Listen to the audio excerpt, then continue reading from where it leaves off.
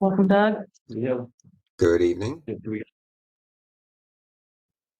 Looks like you have We have small copies.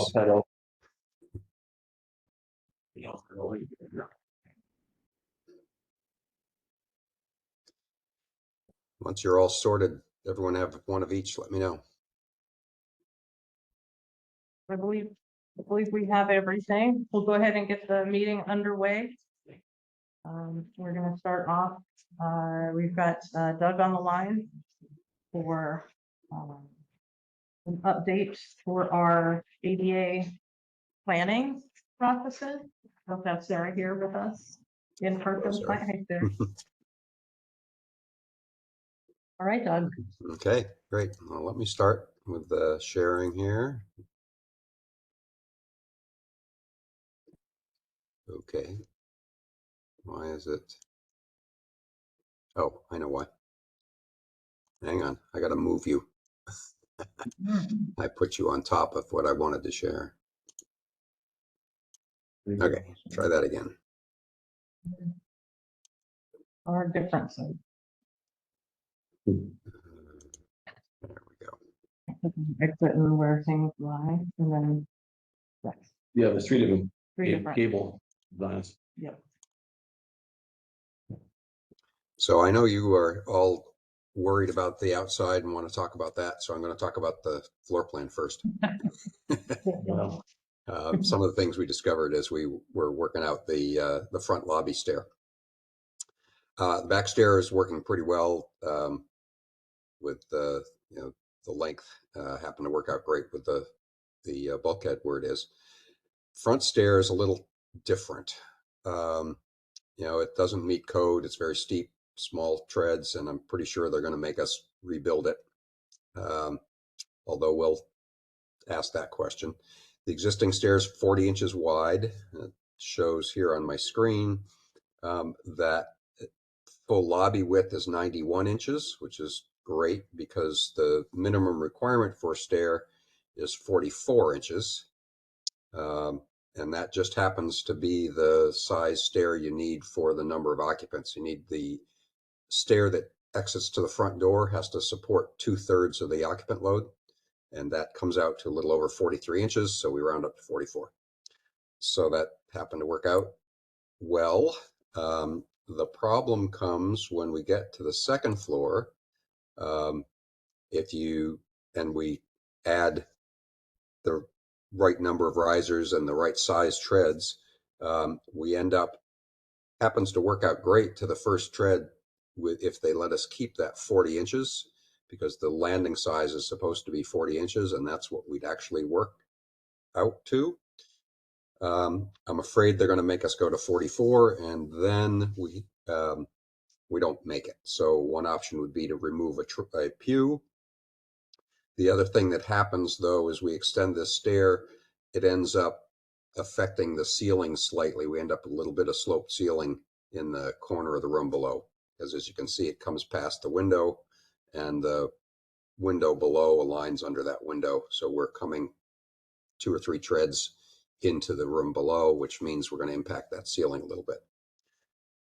So that's one option. The other option is to come up with one riser in the middle of the landing, turn 180 and continue back toward the middle.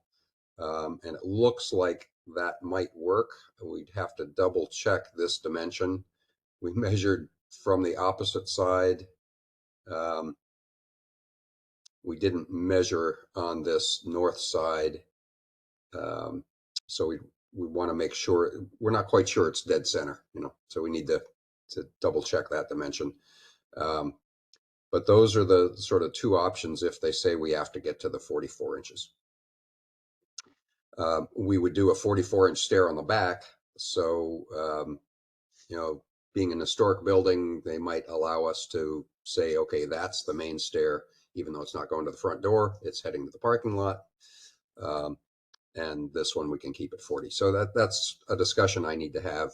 And that's sort of the next step, is to have those discussions with state building inspector and Paula Segerman at Historic, and see if we can all come to an agreement on how to handle that issue.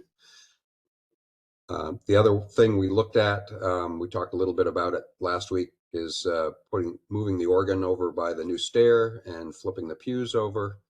Of course, that sounds real easy on a drawing, but of course the finished ends of the pews are on the wrong end to do that.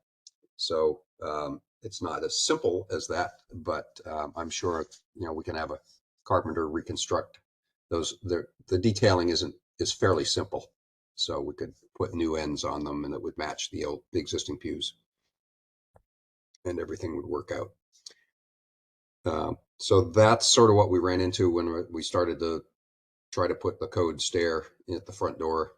And so I think we can make it work. We just have a couple of options to consider, and didn't know if removing a pew would be an issue with any of you or not. The other thing we have to look at is locations for wheelchairs in the pews. Typically what we would do when we do that is we, with this number, I think they're going to require 3 locations. One can be at the back here, and then 2 others are supposed to be scattered through the plan.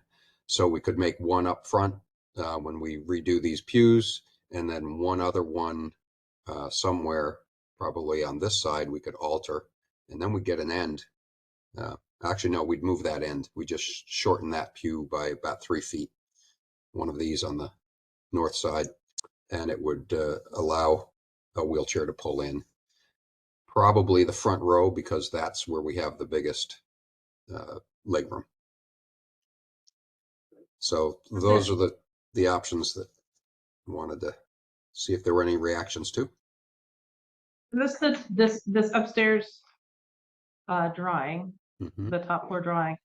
I mean, this is all like to realistic scale of how the size of everything is right now? Because it looks Yes. like we could position it so just in front of the center pews in general, we could have a couple of stations where we could accommodate chairs Yep. up front. We would have to get that approved by the building inspector, because ADA specifically says that they're scattered throughout the seating. Yeah, I was just saying, yeah, I was thinking, like, if you had them at the back, if you had them at the front there, Mm-hmm. and then on the other side. Yep. So that's what Yeah. I'm wondering, if like 2 back, Yep. even if we were to remove the pew in front of the stairs, we Mm-hmm. could have that be a designated accessible space. Yeah, there's these large areas here. It certainly could fit a lot of wheelchairs if they accept that as our locations.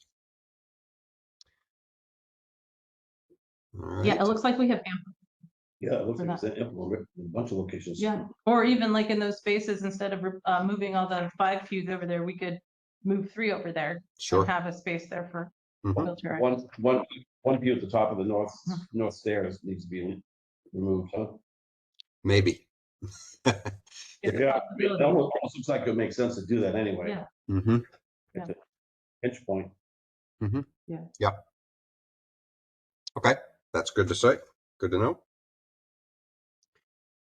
I think that would be fine too. It doesn't need to be perfectly, Right. right, symmetrical. I agree. Yeah. Because as people leave these spaces, sometimes the minister will stand over in that corner And shake hands. and be talking. Right. And so you kind of want larger flow space. Yeah. Yep. Because that happens. Yep. People can pass. So the other thing that might happen, if there happens to be more room on the south side than there is on the north side, and the stair fits better, we may just flip this whole thing over and, well, no, I can't. I just remembered I was thinking that, but all the electrical gear is underneath this stair, and that's going to have to remain. So that's why I wasn't doing it. I don't see any big issues with this. No, no. Okay, that's good to know. On the first floor plan, the stair is going to get closer to the door. It'll be 16 inches or so away from the door, and we'll have to remove that door at the bottom, and then turn the wall between the entry narthex area and the gathering space below. That will have to be a 1 hour rated wall, which I don't think is an issue. If it's plaster, it's pretty much 1 hour rated. It's the door that has to change. And of course, that's an historic door, so we'll have to, and it's an oversized door. So that might be a little expensive, but I think it's doable.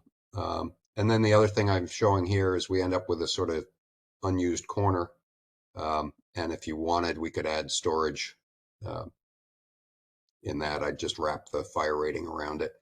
So that would not have to be a rated door. So that's an option too, to get that storage, a little storage back over there where we're losing it now. Underneath. Okay. Right. Ready for the outdoors? Warm. Okay. When I flip, do you see the new screen? Yeah. With the extra? Okay, good. Not sharing the document. It is sharing the screen. So we did sort of 3 adaptations of what we talked about. 2 of them have the center gable, and 1 of them has an offset gable on the back. As you can Still see, the old. Doug, what's it that? hasn't been updated.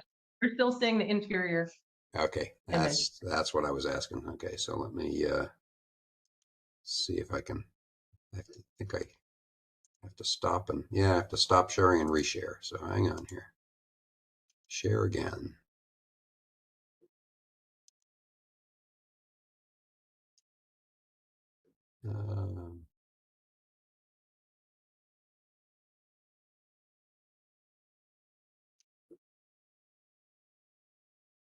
There it is. Okay. Now we have option 1. Yes. Okay, so I'm going to have to stop and reshare for each option, it turns out. Option 1, center gable, we just extended the upper roof over. It's not my favorite. It looks kind of clunky, and it allows any windblown snow to get in there anyway. And then Cheryl pointed out also that we have the fillers for the oil right there at that corner. I did check. You can just turn those and slope them at a 30 or 45 degree angle and bring them right out to the corner of the building. You leave the vent vertical, but slope the filler, and that would probably solve the problem. We'd add a little like a pipe clamp to it to hold it in place at the corner if it's not vertical. But it's already, if you look at the photograph of the back, it's already not vertical. And we'd make it a little less not vertical, or a little more not vertical. So that's that one. Do this again. Option 2. So option 2, we left the main stair building symmetrical, and just added a lower roof just over the door, and over the bulkhead. So there'd be a post beside the bulkhead to support that roof. So any major snow falling off the upper roof lands on that. Most of it would probably stay on that roof. And then because we left it as a lower slope, and then, the oil filler could be extended the same as the other for any snow that does continue to bounce down. What I did was I put a bracket on the building side, which is similar to the bracket. There's on the back of the existing building, the schoolhouse, there's a shed over, I think it's over your condenser for the air conditioning, and it has brackets. So we just do a similar thing like that. Just a bracket on one side, a post on the other. So that was that option. I'm going to stop sharing again and try again for option 3. 1 second, Doug. Yep. Hold on, Doug. Okay. So the fillers exit the gable end between the bulkhead and the corner, Correct. you know? Yeah. That happens the same on all 3 of these. Yeah, I mean, ideally, it really should be covered. It's a maintenance thing. Right. So that's why that roof in the last one would extend out over those stairs and over the end of the bulkhead. And on this one, we're not covering that door because the snow is sliding all the way down and landing on the oil filler, meaning we need to definitely get that to the corner. So this one, I offset the ridge, centered everything over this wall below, and the roof follows the stair down. So we're building less interior space over that stair and just creating a longer roof on the south side. That is the southwest. I know that the sun's going to heat it up and the snow is going to fall down off of that. Yeah. When I click back to 2, you don't see it, huh? I have to stop sharing. I'm going to go back to 2 because that's where your question was. So that lower roof, the idea was that that would be on that bracket sticking out about 3 feet to cover the actually about 4 feet to cover the stair and the end of the bulkhead.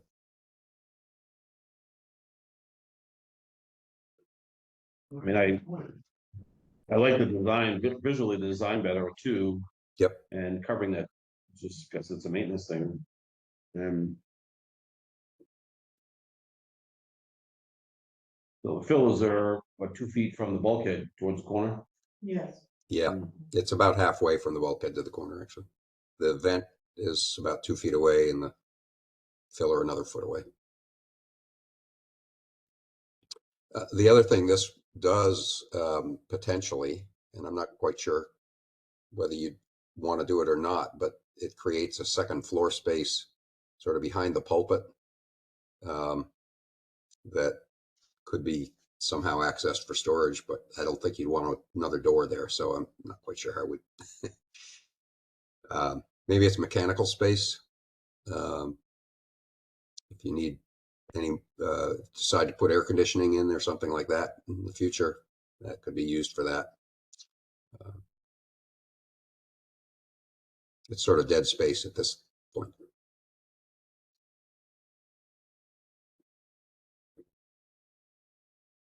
Yeah, on the left there, you can see the lower roof extends out. Although I see he didn't extend it back to the wall. I missed that when I was reviewing it.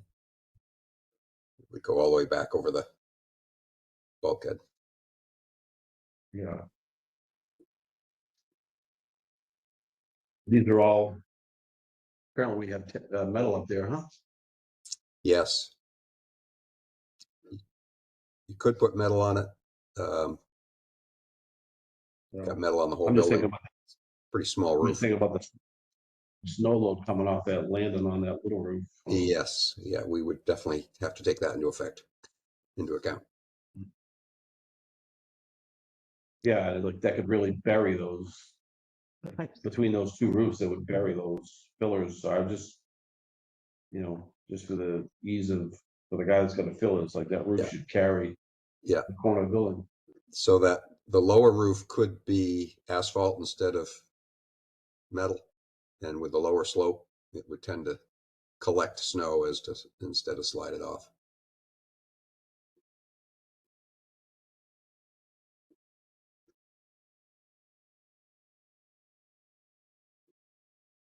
It would go down really far. It would look a little awkward if it extended. That's the. Right. Yeah, it's just amazing. Yeah. You got 2 roofs dumping on the corner. Yeah. There's a lot of snow. Yeah, similar to what's going out front. So, Yeah, so I mean, the only thing the only makes sense is to carry that lower gable that's over that door, yeah, the right side to the corner of the building. And we could do that. There's no doubt. Yeah, we could move that post Right. over to the corner and just extend that Yeah. lower roof over. yeah. Yeah. I was looking at that. It's just, it's very low. I don't know if anybody would try. I think it's still going to be 7.5 feet above grade. There's about 21 inches from the floor level to grade at that corner. Well, And there's the south, right, there's that southwest south- corner. southwest corner of those eaves would still be over 7 feet. Yep, we could make it that. We just set it at that height. So, A couple of feet so that it wouldn't, people wouldn't be trying to get up onto it. yeah. So roof right. Yeah.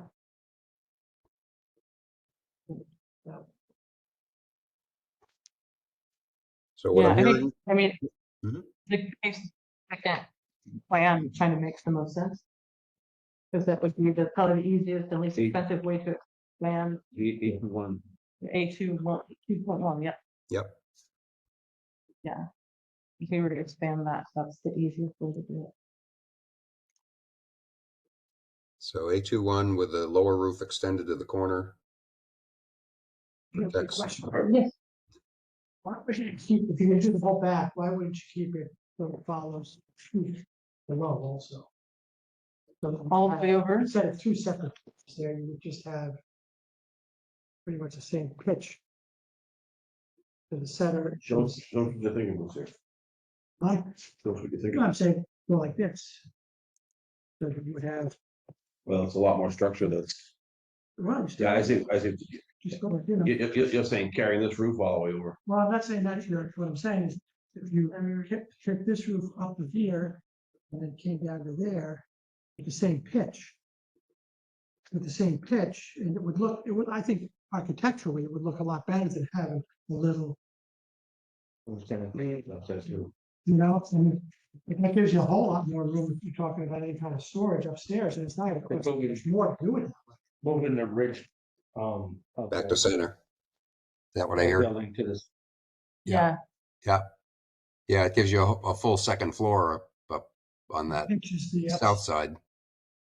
both sides. yeah. Yeah, and you could have a door in the corner where we leave out that last pew. And then you do have access to a room up there. Yeah, but if you look just from the outside and you just had your two ridges lined up with one another and you had the same pitch on both sides, Mhm. Yeah, you go corner to corner. it's adding a lot more structure. I mean, if you're gonna build that, it's not that much more material, really, you know, that'd be easier because you're gonna. You can say whatever that is, it's not a 12-12, but it's like a 6-12 pit. It's a 9-12. 9-12 pitch. It's a 9-12 pitch. Yeah. Yeah, nothing, and do the same 9-12 pitch down below Yeah. and have this. So, yeah, You know, it would be, I think architecturally would look a lot better. yeah. So you'd have that similar treatment over the bulkhead that we have on the north side over the existing door, where there's on the north side, there's a little deck to get you to the door. And then the stairs really should be underneath the covered deck, but we need a 3-foot landing. So at least one of them is going to stick out.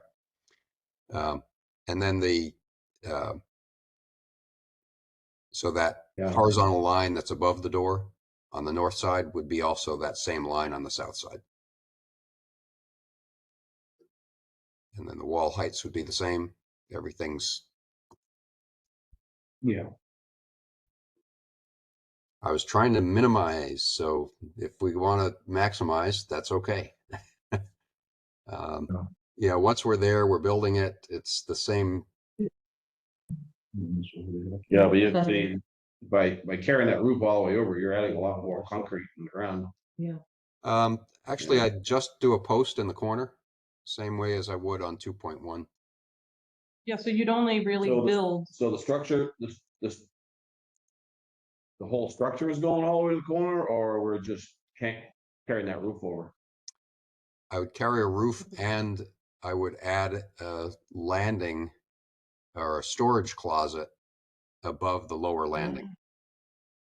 So it would add a post foundation, which was already in 2.1. It would add an interior door for access to this space, and it would add a floor in there. Or you don't do that now. You do it when you decide you need storage down the road.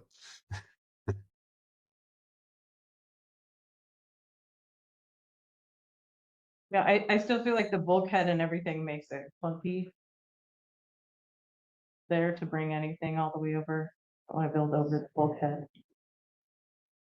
Or you still have to create an opening there for all that to work.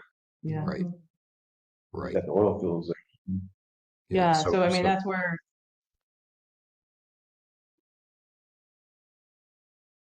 Yeah, I This is- almost think that. Just sticking with the. Current A 2.1 Yeah, and then doing that extended, just. Awning cover or whatever over the. With the structure of the roof over the stuff. Like you were saying Yeah, here, just yeah. going farther over. Yeah. And if we want to keep it symmetrical. I we can think, go yeah, farther in each I mean, direction. visually, like, be nice to see it a little higher too. Yep. Maybe a foot higher. That At least lower that's what roof. Yeah, That a lower foot higher roof. with. Yeah. Yeah. Deeper Yeah. pitch, No, matching pitches. match, Yeah, if you raise it up and so you can match the same pitch, Mhm. that would be nice. Yep. Yeah. Yeah, then that will give Bruce, that would actually, that by raising that up a bit and matching the pitches, that would give you this, like, it's kind of somehow simulating this. Because it's a little higher. It gives us sort of 3 roofs stepping down. Yeah, would balance it if it's the same pitch, a little higher.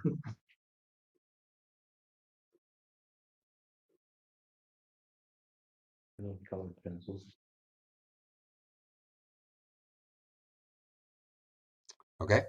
I Oh, think I know where I'm headed. So, again, everything's still in drawing phase. We're not building Yeah. anything We yet. should So, get just up almost and matching the same pitch as the other peak. as the other peak. So we Yeah, have 3 peaks. yeah, and they're all the same pitch. Yep, I like that. Triple peaks. 3 peak. 3 peaks. Wasn't Wasn't that a TV 3 show? peaks, same pitch. That's right. Got it. Okay. Like it takes place here in Granville. And it's got, We're just. looks like you got 16 inches of overhang too. Yes. By the looks of it. On the coming out from the gable end, but I matched the overhangs on the north and south. So it looks like the Yeah. building behind it.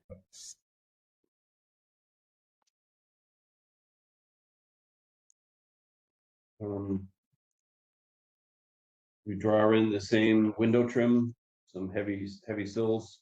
Yes. Yeah. That'll all match when we're done.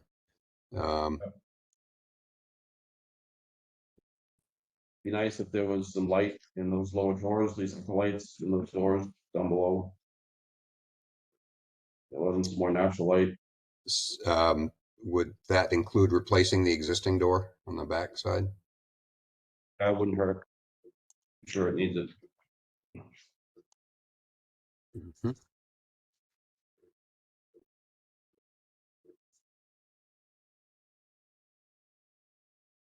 Yeah, these days we use fiberglass instead of steel, so they don't rust over time.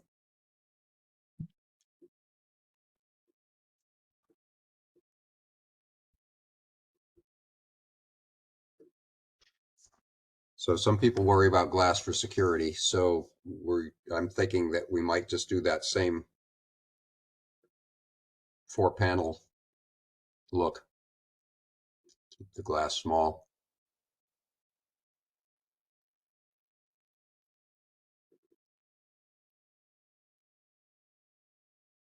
Okay.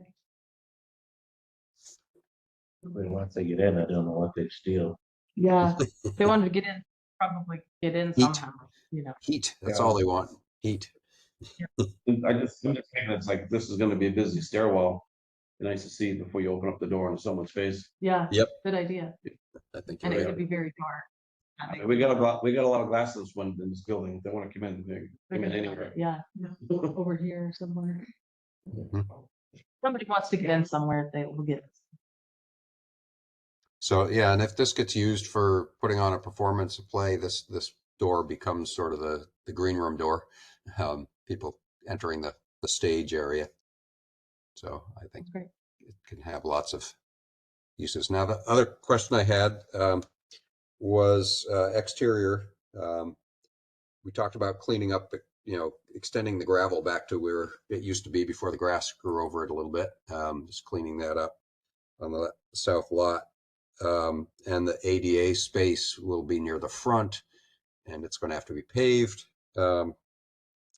Do you want to do a path from either of these rear doors for winter or mud season, or do you want to just shovel the grass?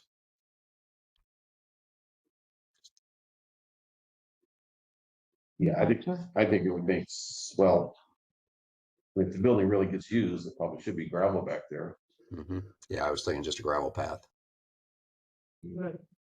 Snow plows back there anyway. Yeah. They do? Yep. And then, Right. John shovel.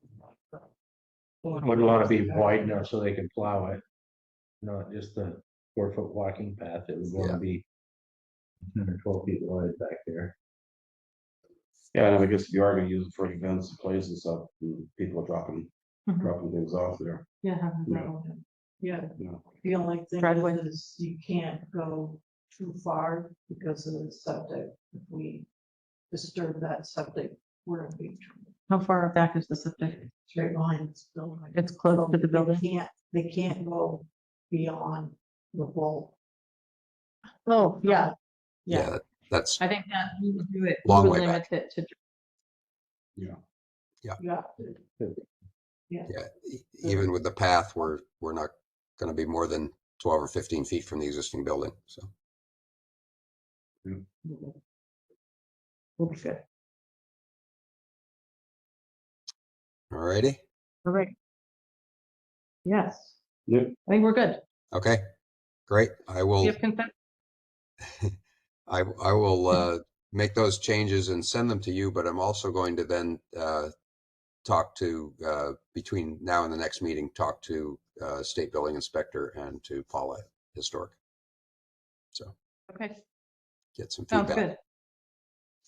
Great. This is great. This is great progress. Very interesting.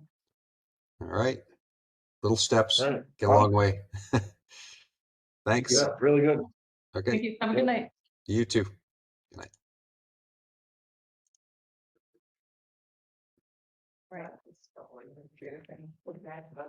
Yes, of course. Yeah. So, real quick, so we thought, a reimbursement and, September 18th for next week, the email to the room there. But the original policy. So, yeah, I mailed them because she had to have one of those very times we didn't get one. Like she asked, but fantastic. We're on track for that. Their checks are available. Sarah, just to make sure we can pick this up, I don't know if you can pick it a little bit better. I apologize. So the second reimbursement from the state is coming in on September 18th. And the state has, so I think since the last meeting, we got some conflicting guidance from the state, and the state has landed on the decision that we need to have all the backup documentation for the previous requisition in before they will actually process and pay you for the next requisition. So that means we have to have all the clear checks and the signed warrant uploaded into Gears and ready to go before they will actually say, okay, we're ready to pay through. It's a bit of a dance. We'll try to just keep working closely with everybody to make sure that we're moving along here. And then my only other administrative question is whether anybody has spent any time outside meetings, since I was in touch on this project, maybe reviewing designs or anything. Does anybody? I haven't Let's since take last your meeting. email for 2 seconds. Yes. Great, awesome, okay, thank you all so much. Okay, that's all I had for CDBG. I'm gonna bug you on the school planning grant, not meeting. Yes, do later too, whenever you want. Honestly. Yeah, I mean, if we're gonna touch that, I just wanted to see here, we didn't. I don't think we have it on. We don't have it like on the agenda. I think we had it out just for the beginning public communications and comment. If there was anything to add. So we can cover that right now. Here's the chair of the planning commission. I don't think so. Well, I don't think, Will was planning to come in, was he? Yeah, I don't think he was planning to come in. So we've not been able to coordinate with Will. It's been just such a tight time frame since our last meeting and kind of thinking it through and trying to find next steps on this. I did have questions about, well, what does our, current plan look like? What is it that we have to update? And I think I do want to understand better what Will's ideas are and what he's thinking, what the planning commission is thinking. From my standpoint, my questions were, if all we're doing is going to adopt kind of the required updates to our current plan, what else would we need to look at to open up a project? Like what is the planning commission thinking that we're going to be up against when we revise this plan? And I think that's where we don't have a lot of new industry, we don't have a lot of changes, we don't have a lot of new building, to build. So what are What you can think about doing is trying to allow more housing. yeah, I mean, I think that's probably the updated state regs anyway, that everybody wants new housing. new And housing, yeah. at this point, I think a lot of our areas are off limits because they're in the forest or, but the town can come up with a plan and say, we want to have housing along our roads or within 500 feet of the North Hollow or something Yeah. like that, Because right now, I think you're in conflict if you've got a piece of land, as I'm talking to both of you guys. You got a piece of land off North Hollow where it's now contiguous forest. You're gonna have trouble developing that unless the town plan supersedes. Yeah. I mean, Yeah. I've got two. It's trying to take all 70 acres of my land, so I can't do anything on it, just for the cell tower footprint, which is, size of this room. Right. So, I mean, that's removing property being buildable. Yep. Whether it's for, me or my children or some of my children's children, right? So that takes You're that out. one small landowner in that whole. I want, but that's like, the person's right. They're trying to stick anything all the way down through there. Yeah.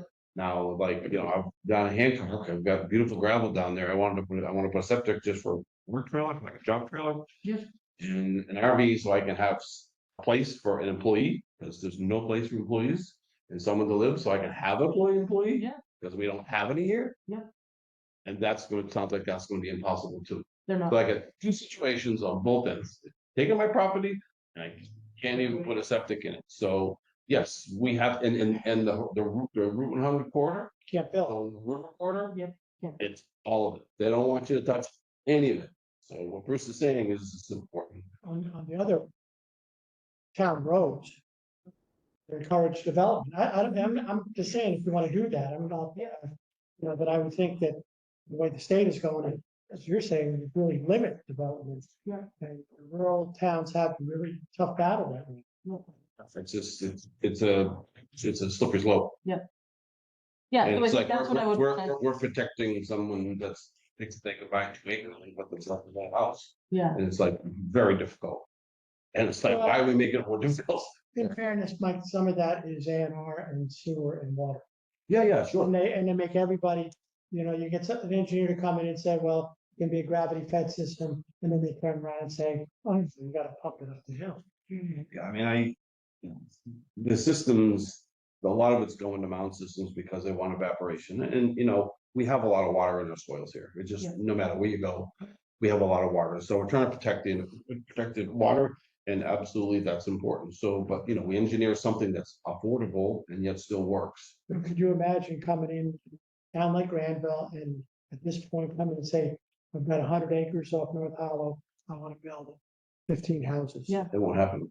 It won't happen, but you can put stuff in the town plan that would help it, but not that you might not be able to get it. Yeah. But at least you'd have in the town plan that we're encouraging that kind of development, That's, if that's what we want to do. yeah, and I think that we would want to do that. It's up, this That- is that's up to right the- here. yeah. You go to the Yeah. public hearing, and listen to the public, say, no, we want all the trees, and that might happen. And the planning commission though, because I think that the Right. planning commission is made up of people right now with very diverse points of view Right. that have Those are all different things that- interests. So, Those are all things you can put in the town plan, Yeah. right? Yeah, exactly. Yeah. So, when my colleague Brian met with planning commission not too long ago, the topics that they talked about were housing first Yeah. and foremost. And so right now what's happening, because the state is requiring us to, our regional plans also being revised to try to support more housing development. And we have had to change our future land use in the areas. So a significant portion of the work to be done is to make sure you're aligning with the regional plan's emphasis on housing and the state's emphasis on housing, and then also aligning with the regional land use plan. You don't have to match the regional land use exactly, but we can't really black and white, Yeah. right? We've got to so that's maybe a good chunk of the work. And then the planning commission said they also were interested in making the plan compliant for energy standards for the state. So there's something called the determination of energy compliance. And it's not required, it's optional, but if you take that route, then the state will give your town plan, the standards and policies that are listed in your town plan, substantial deference when they are permitting energy facilities. It has nothing to do with self-mowers, unfortunately, but it's just for energy facilities. So it does give you a little bit more of a leg up in that negotiation process. And we fought big time in that last town plan for even solar. Mhm. You know, the original draft had said there'd be no solar visible from the roads. Mm. You know, and that was, I mean, I've got 3 solar panels and they would be illegal. Yeah. You know, that it had to be shielded. I mean, a lot of that stuff came out of the plan, but we got to look at that carefully, I think, Yeah. to see if that's still where you want to be. which is exactly where I was like, I'm like, if we do this, I want to make sure that we're pretty comprehensive and aligned. So that when we get something, it's clear that we're united on the. Our Yeah. planning commission, back when that town plan was getting developed, had 7 or 8 members on it. And it was all about the tower. And you couldn't do anything about the tower anyway, really, as far as you could say, well, you want a tower, you don't want to, you know, but you can't, you know, there's not much flexibility on it anyway. And when those 7 people knew that they couldn't stop all cell towers, You know, stop going to meetings. they didn't care about the rest of the town. Isn't that right, Cheryl? I'm not exaggerating. Yeah. But the planning commission came with all those regulations in it. Yeah. In their draft. Well, I think right now we have representation from anything from, conservation to progress, But I building. think So you I gotta, think we're, when you say you only want to make mild changes, I think you gotta look at the whole thing. yeah, Yeah. well, that's what I want to make sure. If we're gonna really revamp it, I would like to make sure that we're revamping it and we're looking at everything we do in the future in respect to whatever that plan is. Whenever you do an update of the town plan, you've got to conform to the most latest and greatest version of state statute, right? So that means that if you were to choose Two Rivers to help you actually get through the process of updating the plan, that would mean monthly meetings with planning commission, and we would literally step through the plan chapter by chapter and go through every single thing, all the policies and goals, recommendations, and say, okay, well, where do we stand on these things now, given what statute is saying and all the rest of that, but where do we stand here on this issue? Okay, finish transportation chapter, let's move on to the housing chapter, let's move on to economic development. So it is a very Yeah. comprehensive, soup to nuts review of everything in the plan. I think it's great because I think right now we don't have much of it. We don't have restaurants. We don't have merchants. We don't have anything like that. And if we were to see people move back into places where they developed something like that, like what does that mean? And how could we support that? And are there people opposed to that? And so I think, It's like we have to make sure that people can earn a living. yep. They can live here Yeah. and they can earn a living. Yep. And we cannot hamstring that. And I think the state now requires towns to allow for accessory units. So if you want to build a mother-in-law on your property, An ADU. no yeah. problem, you know? In the town plan, you can encourage that kind of thing. Yeah, but I think too, subdividing, I mean, if people are landowners, they should be able to subdivide. If you have children or you have family, you have friends that wanna buy a piece of your property and develop it, and that is a developable piece of property and they can get licensing and permits or whatever for that. You should be Put able to that do in the that. town plan, but you're sort of running a slippery slope getting to zoning. That's right. I don't know whether you want to get into zoning. Right. I like to keep the zoning out. So you can say we encourage the development of smaller parcels. you Yeah. know? Absolutely. Which would be great. And so I think that it makes sense for us to do that. And I want to make sure that we are in alignment with the planning commission and not in opposition as we open that up.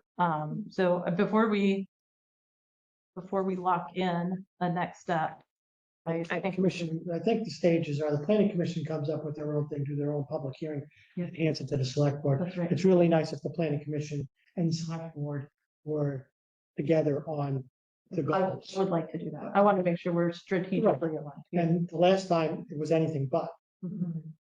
right? Well, they all had one agenda, and it's They like, had one agenda. you don't come to this They table. had more than one agenda. They didn't want the cell tower, but they also didn't want solar. They didn't, that definitely, you want no wind at all. But I don't even think you can say that in your plan. You can't, we want to keep our ridges, but our ridges are all over 2,500 feet anyway, Didn't they want to get rid of all the telephone poles up and down the valley, but that was a whole different deal. Well, it was a little different deal, but we could say, I mean, that's a good point, though. The poles should be out of the roots. And that could be in the town plan too. Right now they go through swamps and everything else. In the 30s, they just put them on a straight line. Yeah. And I know Green Mountain Power is in the process going through the state and realigning those poles, because it's not good for them to have to go through a beaver pond when the lines come down. But it's an expensive thing, and it's the power companies which does that, but that's something else you could put in the town plan, which would encourage placement of telephone poles, utility lines along our roads. So, I mean, the only situation in which that would really have any weight would be in an Act 250 permitting, Mhm. but. Yep. It could But it still, also, if it's in the town plan, at least it's public that we want to move. right, When we put in the town plan, we need a gravel pit. Perhaps, If you find one. I think there's one up by your solar town. Let's see if there's green. Anyway.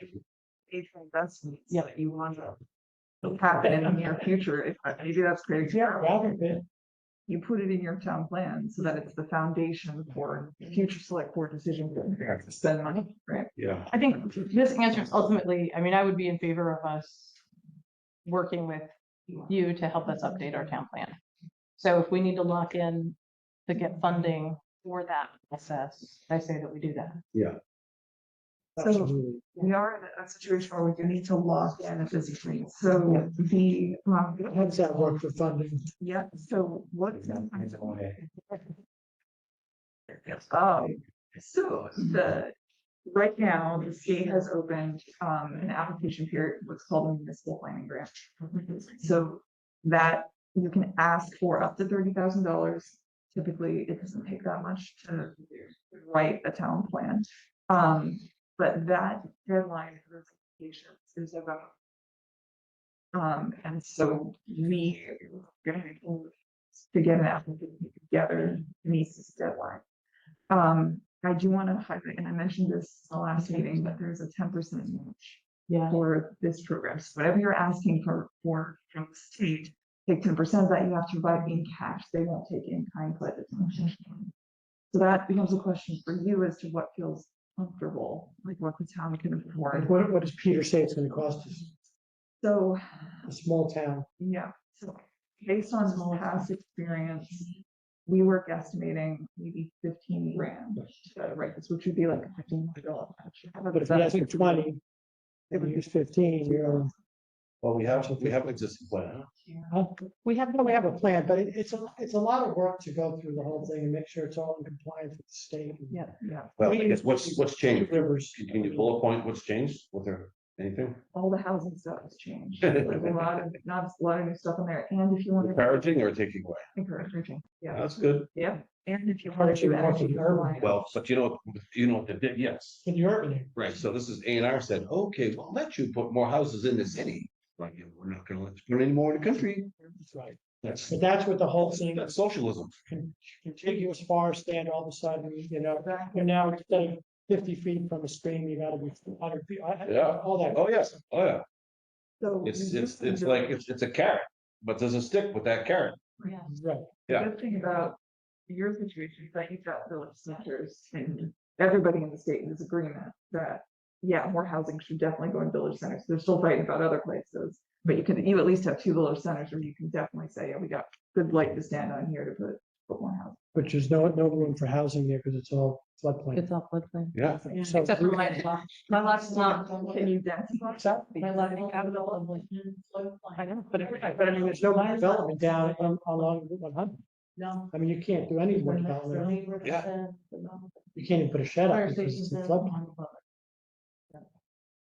So, So I mean, to encourage everything up in the hills on the town roads. Right.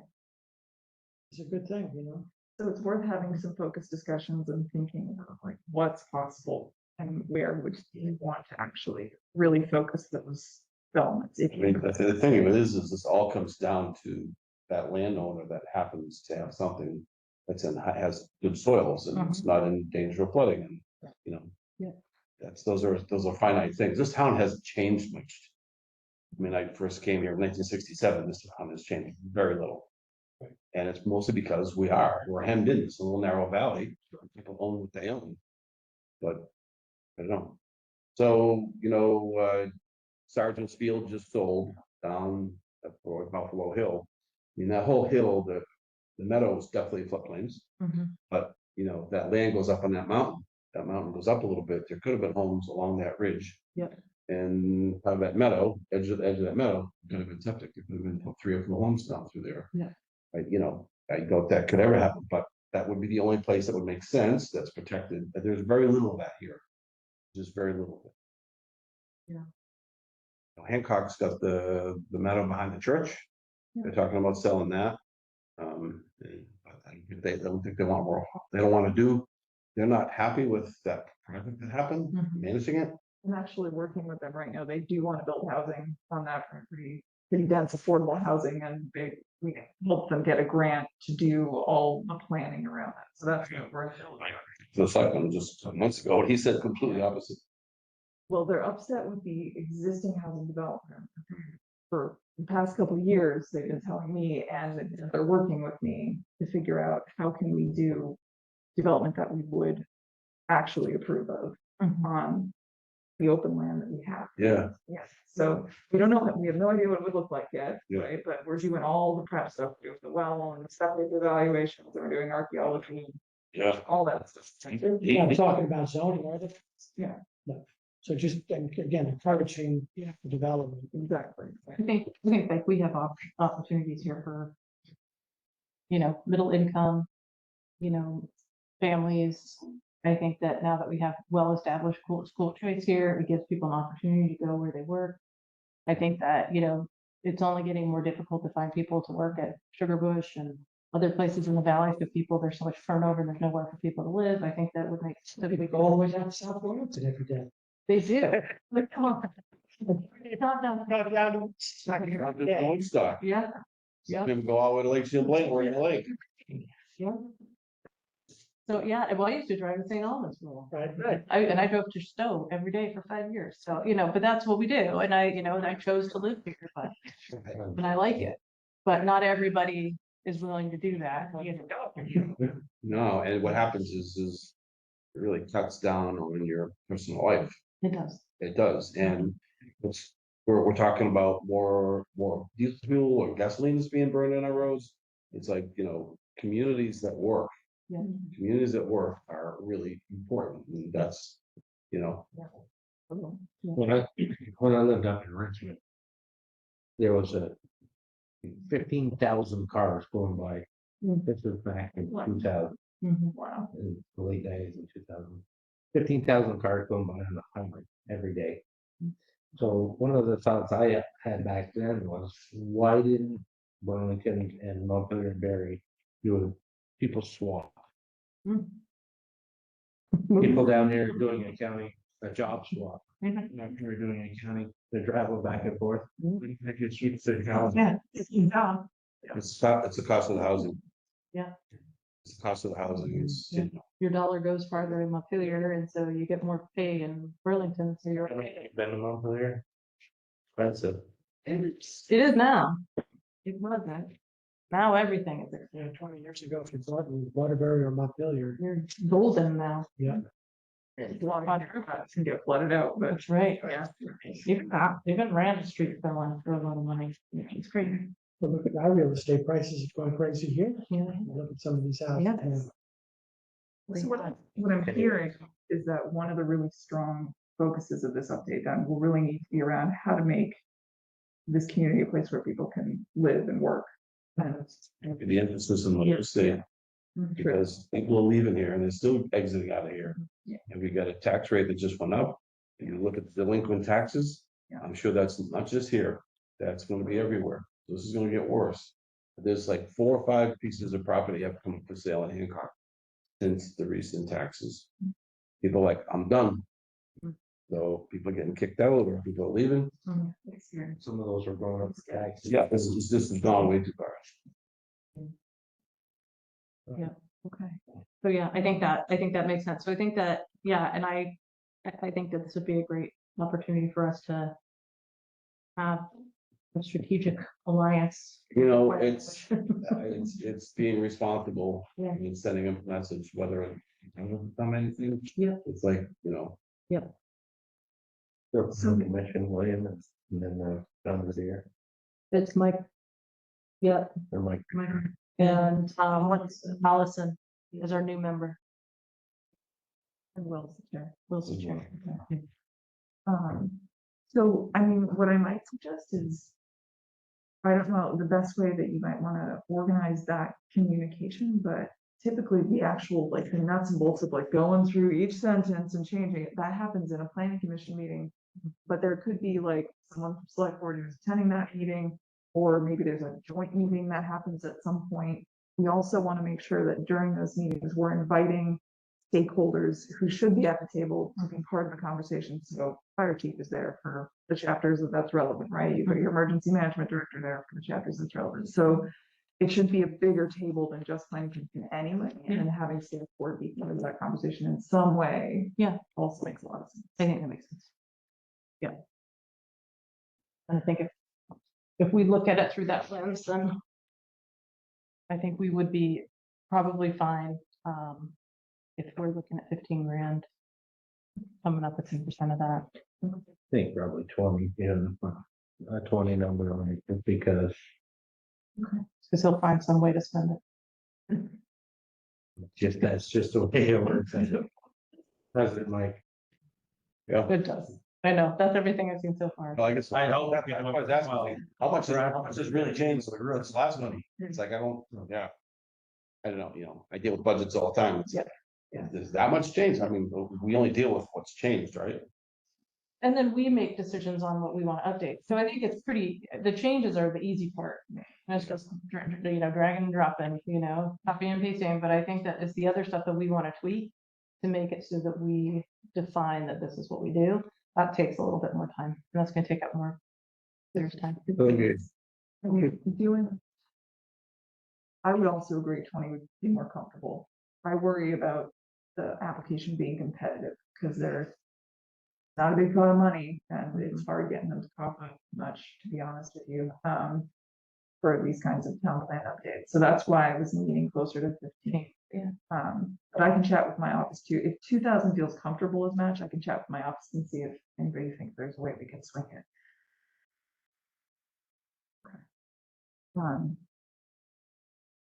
Okay, so that's great. The other question I had regarding that, because this all feeds into the application that we're writing on your behalf. Public participation, state wants to see that, like, reaching out to people. We already talked about bringing in like road foreman and emergency coordinator and all the rest of them for relevant chapters. There was also a mention during the planning commission discussion about this, doing some sort of public forum, right, be at the beginning And then do one at the end too, to keep people sort of abreast of what's going on. And there was mention also of doing a survey. Wanted to get select board's opinions on those options. In addition to a public hearing.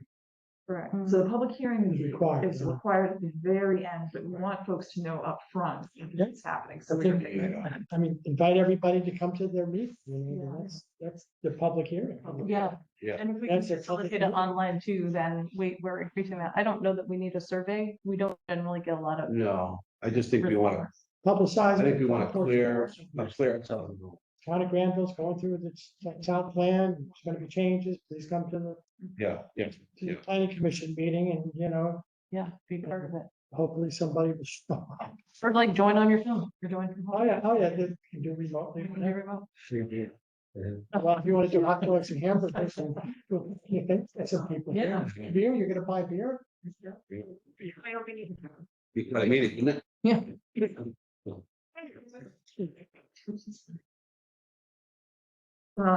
Okay, that's really helpful. Thank you. In terms of actually getting this application off the ground, process wise, would select board like to review a draft of the application before it goes into the state system? Or would you do that if that would make you all feel more comfortable? Or if you don't want to even bother with it, we can just, based on the conversations we have, put it in on the ground. Well, you say you gotta write it up so that we Yeah. raise high and Yeah, so that we the can. make likelihood, approval. so I think you ought to just take a look at what they can say. Yeah. That sounds good. We will do our best to get a draft by your October 13th. I think you're meeting on October 13th, right? Yeah. Okay. Do our best to get a draft. It might not be fully complete by that point, but we can at least have all of the essentials pinned down and get your figures. Yeah. Put in there, the port of Granville is looking to update its, you know, I mean, an economically distressed town, or, Yeah. you know, and put that kind of stuff in Yeah, there. we're looking at coming out of the. Does Burlington or Barry or Montpelier get $2,000 to do their town plan? Probably not. Yeah, we're with you all the way. We're quite frustrated. And with you're this 30 for- towns, for you're 30 towns, most of them do not have zoning or, A bunch of them do it. I don't know if we're actually over I 50%. think No, Peter, last I talked, more than half don't do zoning. Mhm. Or in this whole district. 30 from here to Springfield almost, Really, half. more than half. I don't have the numbers. Most of the rural towns don't. Mhm. Yeah. Yeah, from Woodstocks and Hartfords and they all do. That's their- Mhm. Got lost it, yeah. We- So I have two forms then for you all to send out copies of this. But this is a municipal resolution. That's important. You have to basically saying that we are in fact willing to apply for these grant funds, and this gets signed and uploaded with the grant application itself. So I didn't actually know if Will was the chair or not, so I would have to get his name and signature on this. I see down Kelly as the municipal authorizing official. They asked for an alternate authorizing official for redundancy. And I didn't know who would be the best person to do that. We could do Cheryl in that position, or we could do a different person from select board. Cheryl would already, Your mic. Yeah. Mike's volunteering. awesome, wonderful. Sign this one. That would be great. Thank you. Want to just print your name and then sign it for me? How did your beach time this winter? Yeah. Ooh, easy. Do I sign or am I Everything's just? on So there. get the sign right next to your name. Oh, sorry, actually, I just put that right there. No apologies. So, yep, so it's just name and title on the side, thank you. And then there'll be signatures on the back, I apologize. Oh, okay. Crime is terrible. So, and then the last one here is grant administrative. So this one has the administrative responsibilities related to the application and subsequent grant agreement provisions. That's me. Yeah. So that could be Two Rivers Oh, on this. So the. Just double check. right now I'm the authorized person on that. Or that not. Yes, you are the authorized person for Granville and the gears system, so you're already set up on that. But typically the grant administrator would be Two Rivers if we are serving in that capacity, and it sounds like the team's interested in us playing that role. for this project? for this project. Yeah. Right. Okay, so could we all work on this one?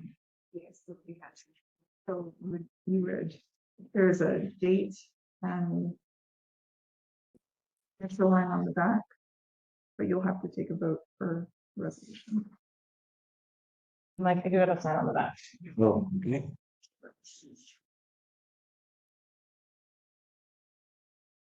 Just name and signature. Hmm. And then. Did he do the third? Yeah.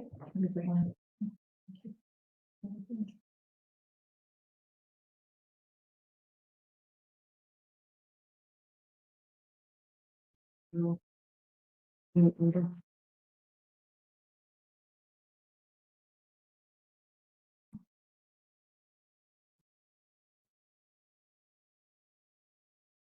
It's not your 10 months. Yeah, these things are, they use for work, they'll mark on anything, Yeah. wood, stone. Yeah. And then right there. Leave my name on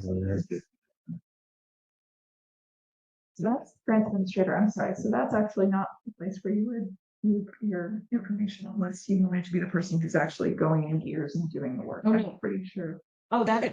Yeah, you don't want to sign that. That's fine. He was the third. No, on the front, on the back. I'm so sorry, I didn't understand what you were asking. He's gonna be the administrator. Sign to include you, pass those in, is great. Okay, good. No major. Before you put your name down on there. If not, then I'll put your name up You're there. gonna hit down. Let me double check. Okay, you don't know. Excel. Excelling to the beach. So then I'll make a motion to adopt this fiscal year 26 municipal resolution for our municipal planning grants. Second your motion. All in favor? Aye. Any opposed? Okay. Awesome. Approved. So last form we have to here, this is basic certification form. This is new. I haven't seen this one before. We're gonna have to be certified. No, this is We're certified. basically saying that you are in good standing with the Agency of Natural Resources, so. I might shouldn't sign this. You're not liking me right now. Kelly will sign. I'm not in any trouble, but they're not liking me. And I'm not liking them either. So I just check that we're in good standing. Right, so basically you're saying that your town named party in any administrative order, considerate or judicial order relating to water Yeah. quality standards. Yeah. That you're in compliance with all of They've been changing and moving the goalposts. Still, will still want it? Yeah.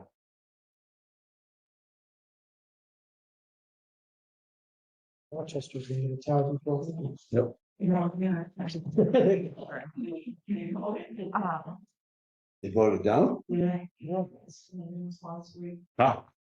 Well, I don't know why they, No. I don't know why they even need it, because the one that's done by Greens.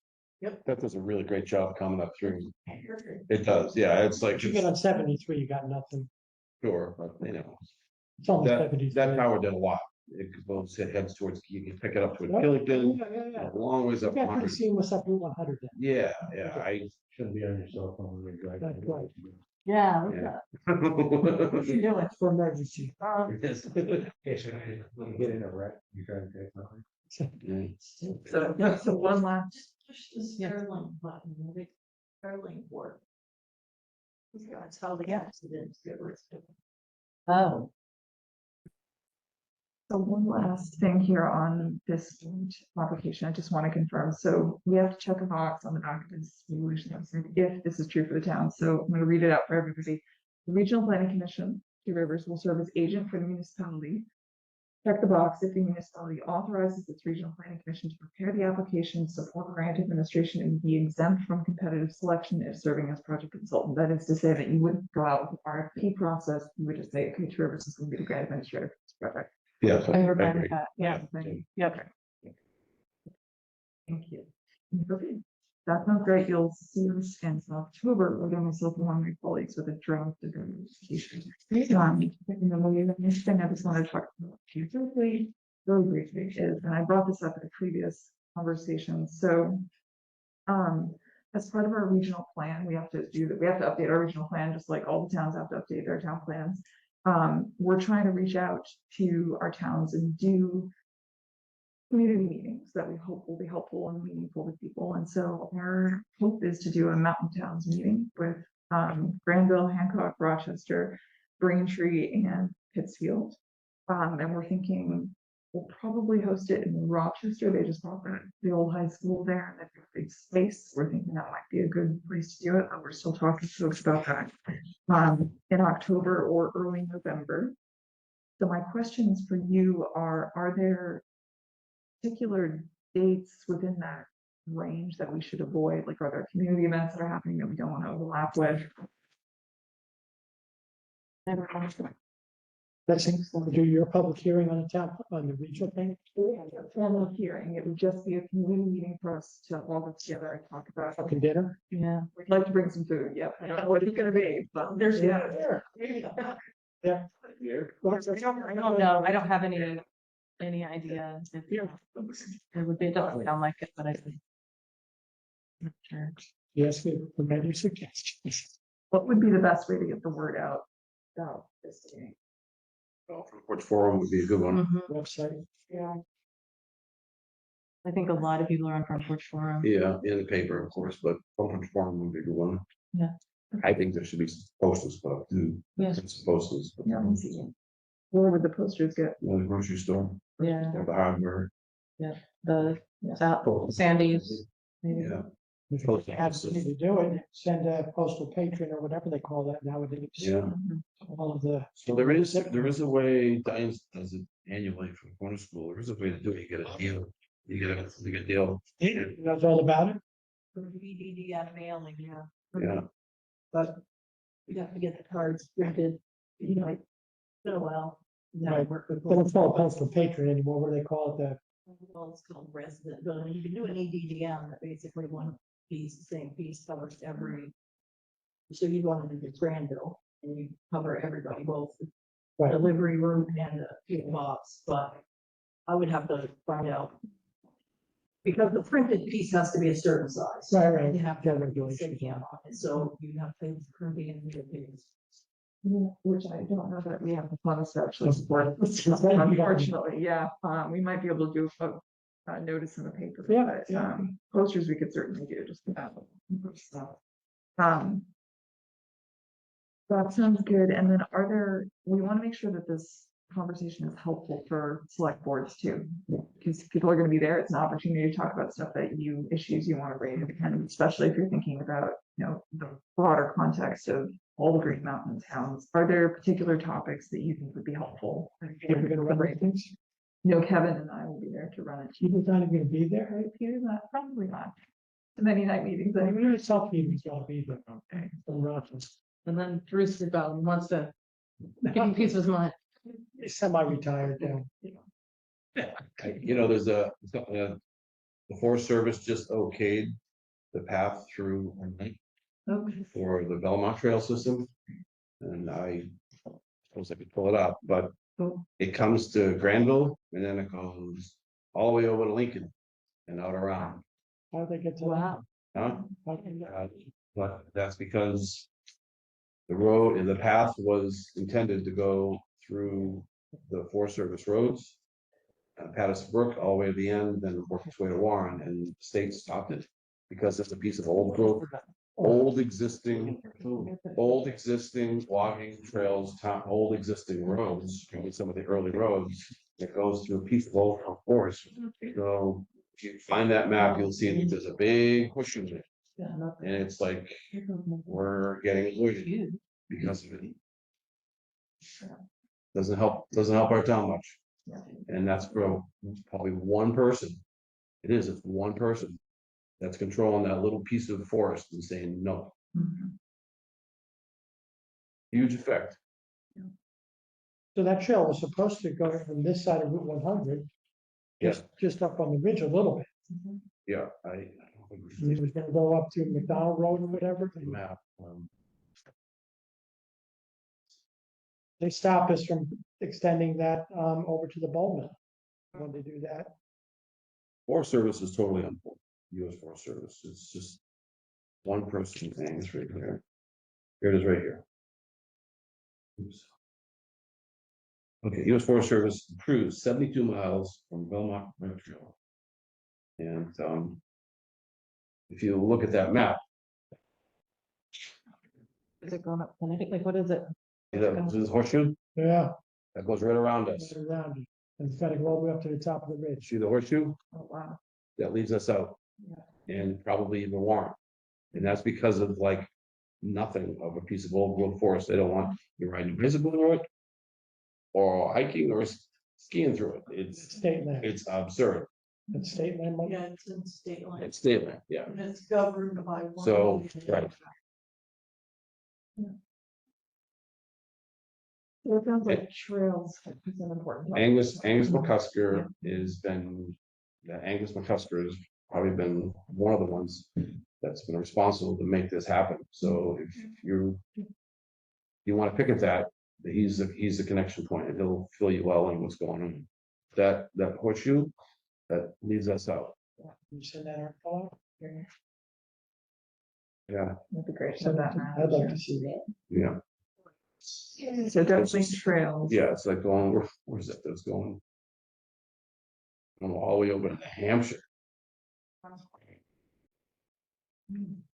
where I think it's actually, I have to get the exact map, but what this is telling me is, it's not gonna go here at all. It's gonna go here on this ridge, On that ridge. on that ridge, yep, no longer here. In our town, we've got roads from one and the other. It's like, we didn't have to build a trail, zero impact. And I believe it's gonna go on top of, that was the last communication I have with Angus, It's all private land. top of Braintree, Top of Braintree. yeah, that's where they were looking. I think, have to get a. Well, I don't know, Rochester, Amory, right, you really, he doesn't have that bike trail go over through their property, which is. it's going, let's see. Yeah, it's going over to Rochester and it's going over to Randolph. Right, probably going over. How's Nancy And doing? it's gonna, She needs to go. Would be going, Okay. going over Quickman. yeah, that's what it looks We like. gotta get to her. Yeah, yeah. Yeah, we gotta. And He's gonna wait. Run along, yeah. I don't know, yeah. So we'll. Anyways. About trails, that sounds like a really important topic. Other really important topics would be helpful in that kind of a space where you've got all those towns together. Yeah. Probably Housing. housing. Oh, yeah. I think that we have the same Jobs. questions, jobs, Town jobs. Yeah, yeah, economy, whether that be. do something with that plywood factory. Yeah. Yep, I hear you. gravel pit. Yeah. Local gravel.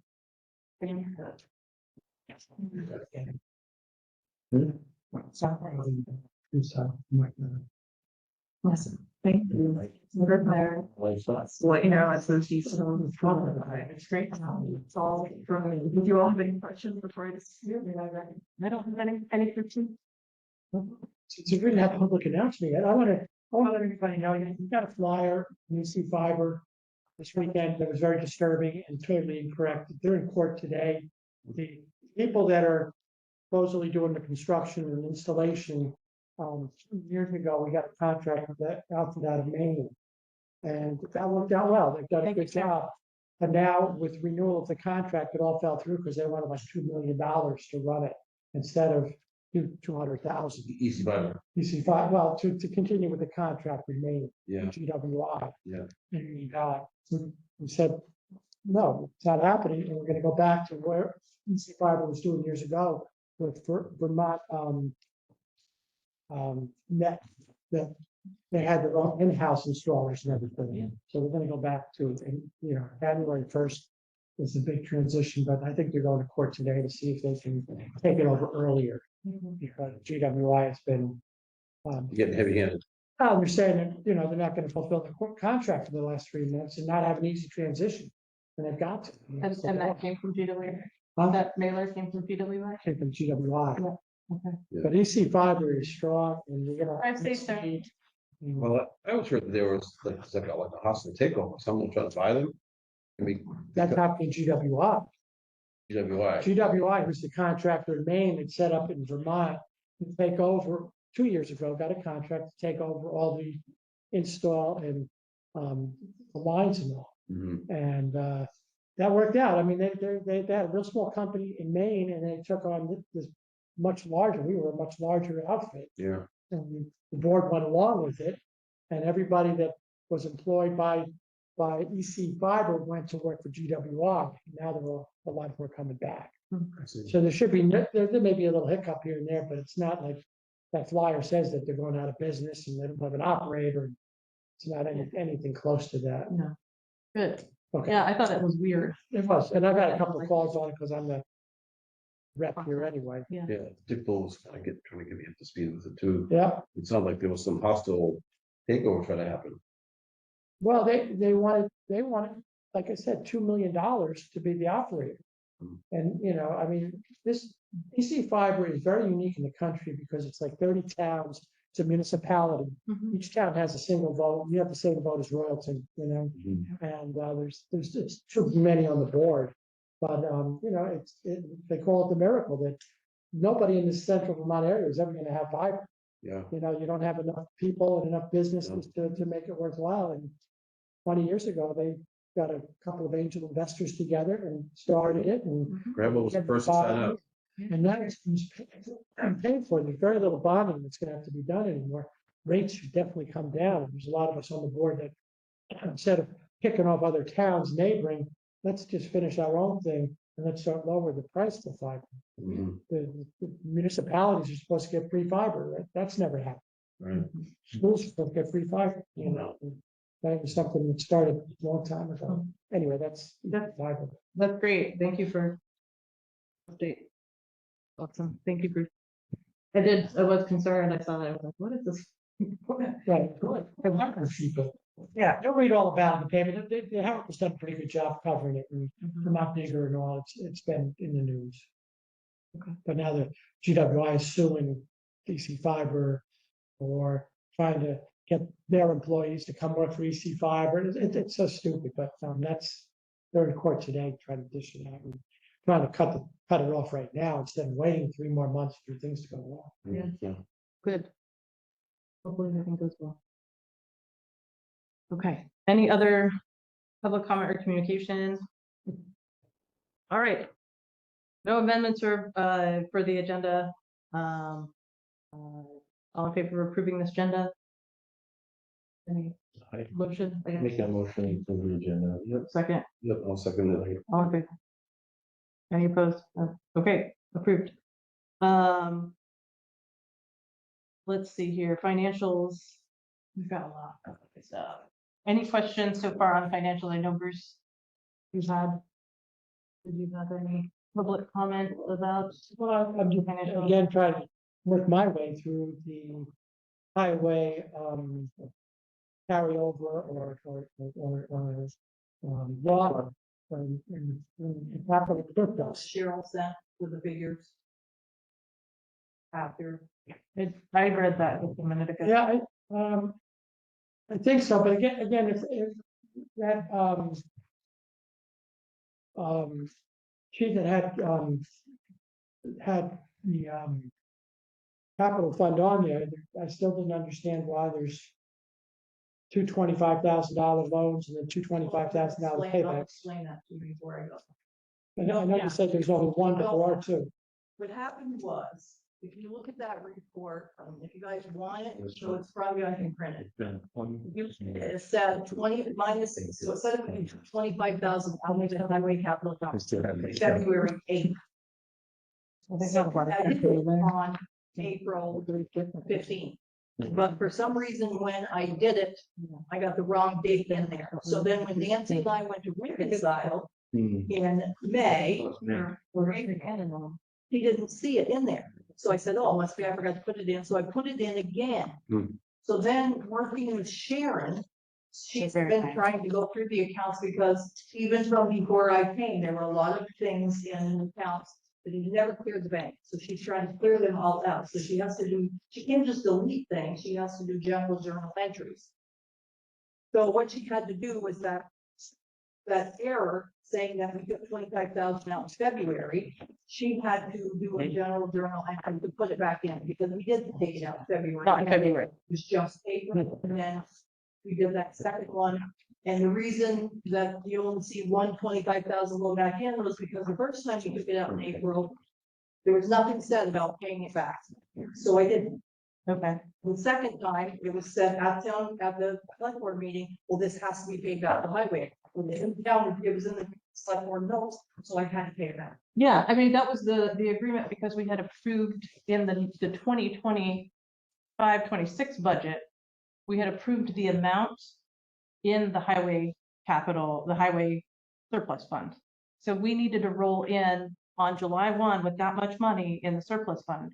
And so knowing that we were going to collect taxes to pay it back, we basically robbed Peter to pay Paul because we needed to pay something out of that account because we were cash poor in another account. So we took it out of there and we want to put it back there. So we would start July 1, new fiscal year, with the exact amount that we approved at town meeting in the town highway fund. Okay. So one of those 20, we did it twice. Yeah. Next week you got 25,000. Twice did I pay it back because only one. I don't give it twice. It's, but they both should be, I think they both should be. Well, Is my understanding. So first of all. This year, Yeah, the 18,000 has been a number. because, you'll That see was, that's we found that in down audit February. and then But I. Robin tried to fix it and then it wasn't fixed. Well, So she just had it like, we saw where it flowed through incorrectly, so it should have zeroed out at year end. and when you see it's where Which is- Karen that's right. see? Was it- reversal? was there- That's reversal. Number, was it 18,000 in care someplace else? Which So something then. carrying over So then- because it was just erroneously processed like 2 years ago after the professional audit. Yeah. So it's been carrying over year over year. Every year we start and we've got And then down below, $18,000 that gets disappearing and that disappearing and was- disappearing. And so, That yeah, my was where- understanding is like we found where it's supposed to be, we reallocated and it should be So- clean. Oh, good. Yeah, Yeah. it should be. Yeah. And that's where when you look at the bottom line, it's close. We've got a surplus, kind of. Right. Not yet, but you know, We yeah. did something, we got rid that was the amount of money. we put. Yeah. So I was trying to put it back in, so. Redundancy. Budget. Yeah, redundant. The cuts keep happening over and over. So And I then, talked to Kevin recently, those bricks that he's getting down there, and then Robin came in It's, and said, and she fixed. it. $20 and change a yard. Don't look for- It is right now because Sharon has not even fixed it, but that's why you're seeing it again here where Sharon fixed it. That's, Should put it in the right account. Florence. You think that, well, now you're, She put it in the right account, that's what I should. which I didn't know, and this is why I can do a journal entry form. When you go in to do a journal entry, if it's a negative, it goes on the credit. okay. It's, But I don't understand that one. My husband's got two negatives from the because that's the only way to fix this. But then if you got two negatives. I But got here, it's a past stuff before that. You know what I'm saying? No. Well, I can have Sharon type up something so that. That was the first, what's on second? Yeah. 25. These were. And this all- 15,503.29. That was plus this year. For each year. 18,000. 15,500. See that sheet? And then, Okay. the year mirror. We're spending budget. Yeah, some more stuff. Again, Yeah. Yeah, nice. usually I was trying to should have been. Yeah. You see that you got two negatives. Quotes, I said. Crushed gravel, crushed stone. 25,000 in February, I put it on the radio, but I did. Later. You know, but the thing. Doesn't say in it? It gets me a little bit easier is that, as we go down the balance. So it's, So it's $18 a year. Then Anyways, the stuff we want to get from we had 25 million. Champlain Construction. 1275. 1275. The 18,000. Change it. 126. 33%. Then down here, we went. But everything go with Oregon. Back down and then. Is it gone? So, Are the wasps gone? They, even though we. 312, so Yeah, but I think it's. $4. It's great. It's like at 16 a yard, like that. Yeah. Yeah. Yeah, Instead, But all that. And it's good, I mean, that's we use that, that's the stuff Charlie was, stuff we use. in the past. Those killers. And. Kenny said that they mixed that, they've been buying that grits. I know where that's, they are. Florence actually has what's called quicksand. They have two different. Remove it, yeah, good, pick that. One It's is resting. all white Yes. and it's all half, 3/4. You Yeah, have to check. and they have one that's got some. Thing is your balance. It's still 3/4, but it's got a little bit of fine, it's darker, so he said when you put it on the road, you can see it. So, was the balance sheet on. No, we're not the summary report. I don't think James likes that, but look, this is great, sitting there very nice, because it can't see it. But a little bit pain on the second page. But the only thing that you guys aren't seeing right now on here, because I actually put the account into Granville after for these is. We also now have a CD at Mascoma with $10,000. Mhm. Because that was what the account, the deposit account that I had to create because of that. Because they've given us a TAN loan and in order, they're saying, we're giving you a loan, in order for you to have a loan, then you gotta have some sort of deposit from here. And that's where the first three line items on that signature sheet are not, we don't have backup on there, because one is the CD and then the other two we approved. Well, I can give you a copy of the CD. It's fine. Yeah. Yeah, we don't have for the money, I'm fine with that. The director will ask. Yeah, if you want to just put it with those, that's fine. Well, I'll just give it-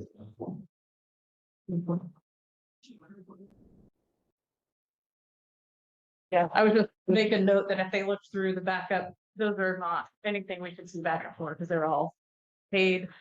You already paid the two from the grant fund out of that 10,000, right?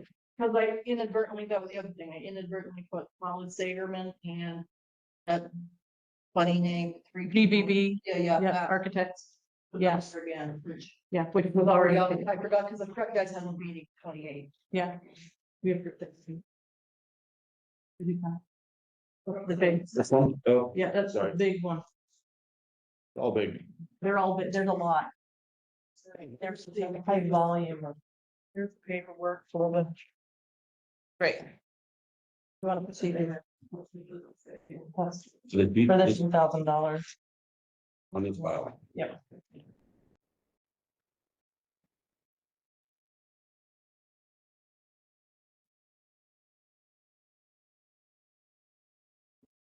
One more order.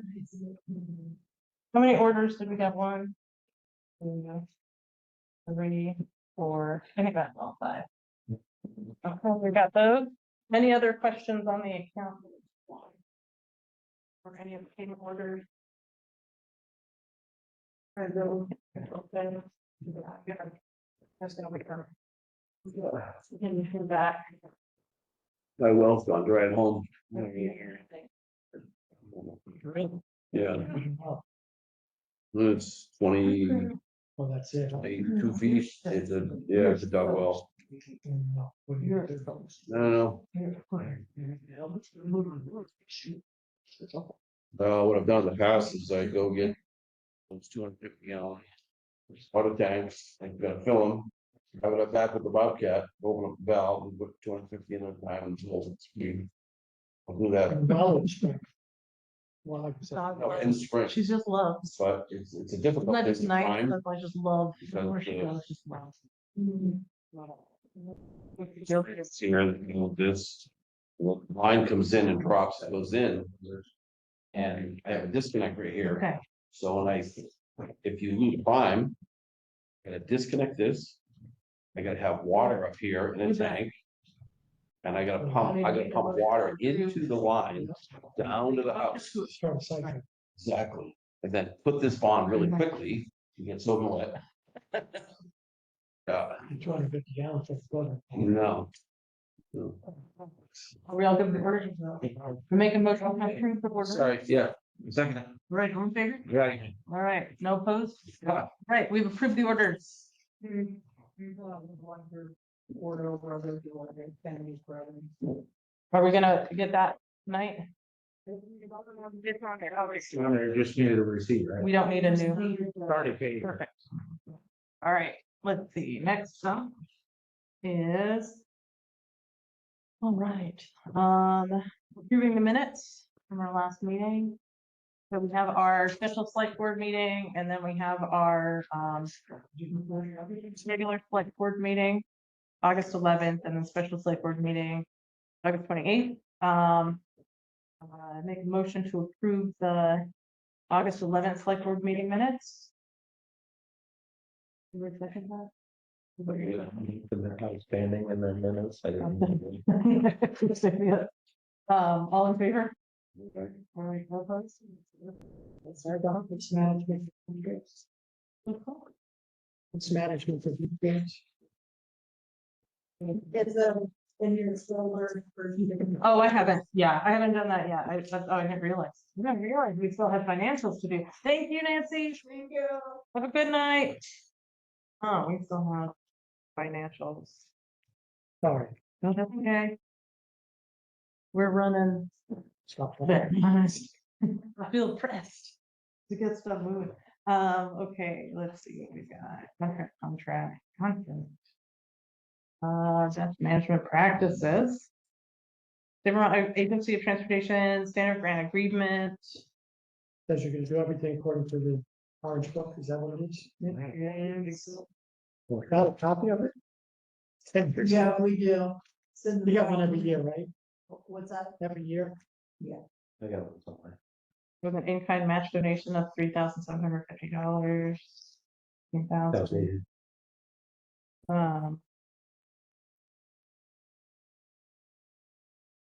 You've got to sign it and say We agree, we approve it. So do we, that you'll follow their best management practice. okay, do we all agree that we'll follow their best management practices? Yes. Yeah, all right. If you don't agree with it, but you I gotta sign. Yeah. He'll give us some money. Yeah. And then they do mandates to make the mandate something you can't afford to do.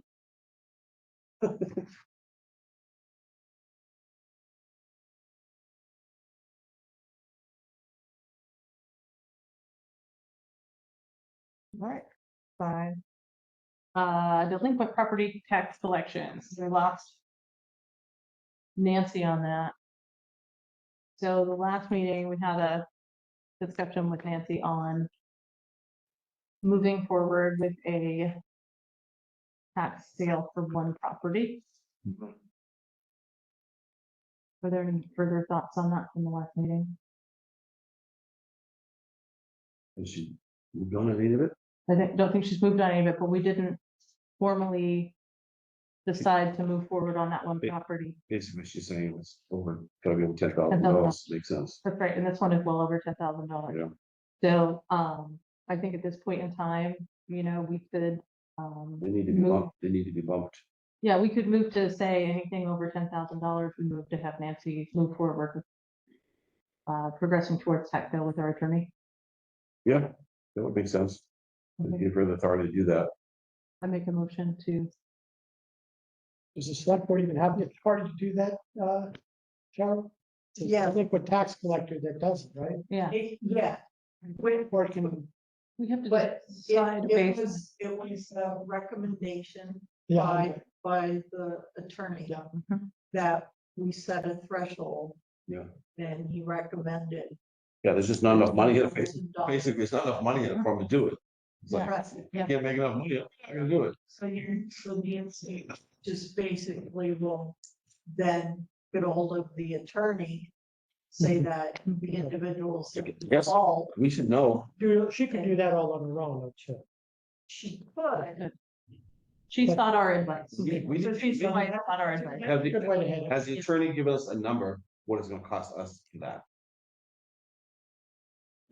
We should know that. Yeah, I think, She could ask. yeah, We need to know. but I think this is where I think if we want to go ahead and set that threshold to advise her Yes, that's to, the point to move forward. yeah, let's do that. And then she can then find out, and then whatever tax sale we decide to move forward with, we would have to approve that as well. Yeah. I think that would be, I mean, she should do it, but we should, accept whatever the cost is going to be, right? Well, we should know what it is. I We mean, should know what it is. that number could escalate pretty quickly. Yeah, because we can only recoup a portion of those attorney fees, I thought the taxpayer has to pay the legal fees. not all of them, according to the new law. Yep, You know? it's only a We can only portion. get a portion.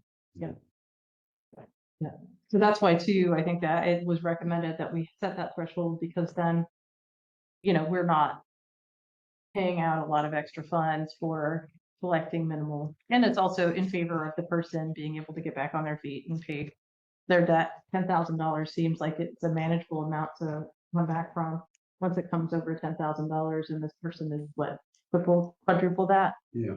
then we are in a position right now to truly take action. So I think with that, like I make a motion to accept, to advise the threshold of $10,000 for Nancy to move forward with. Communicating with the attorney. Yep, communicating with the attorney and setting a plan for us to move towards the tax sale. And nobody is more than 1 year delinquent. I mean, I'm sorry. There's nobody that goes back 3 or 4 years. This one person is 2 years. Right, but no, there's a bunch of them, They're 2 years, yeah. Yeah. but they don't meet that threshold. But the question then is, do any of those smaller amounts, they could be 3 or 4 years or no? Yeah. I see a couple of small properties on there that have quite large delinquencies, but that's not just 1 year, is it? Are they all just 1 year, sure? No, there's like 3 or 4 of them that's. Yeah, Yeah. it's broken But down that doesn't go underneath. further back than that sheet. No, Mm-mm. very thin that sheet. Yeah, Okay. so they're not that far. We didn't know whether she lumped a bunch of those together from previous years. Okay, so nobody is more than that 2 year delinquent. That one is just one more that Mike needs to sign. Mike signed it. Mike didn't sign it. I Okay. knew there was one more. Fine. No. So. We make that motion. Second it. All in favor? Okay, any opposed? No. All right. So accepted. All right, anything else on here? Town loan update. Indians had, dust control material fluoride. Yeah. Calcium, yeah.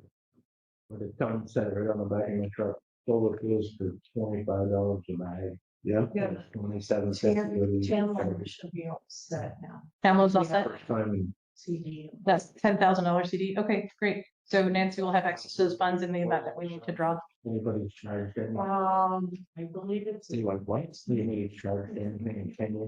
Okay, Yeah, that council. From the town? Well, Oh, the first time in 20, you got 20 years. letter.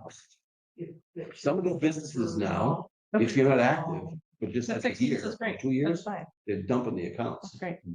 And I think if we have to tap Nuts. into the town loan, we would Like, definitely have an information expense is that's a up. lot bigger than $10,000. So I think that it's worth Holding holding that up for 6 Yeah. months in the event that we need to. Yeah. And in the Yeah. meantime, we'll probably just sit on all of it and gain some money. I don't foresee us needing to pull from the town loan anytime soon. Or. Yeah. I think we're good. I think we're sitting good unless we have something catastrophic happen.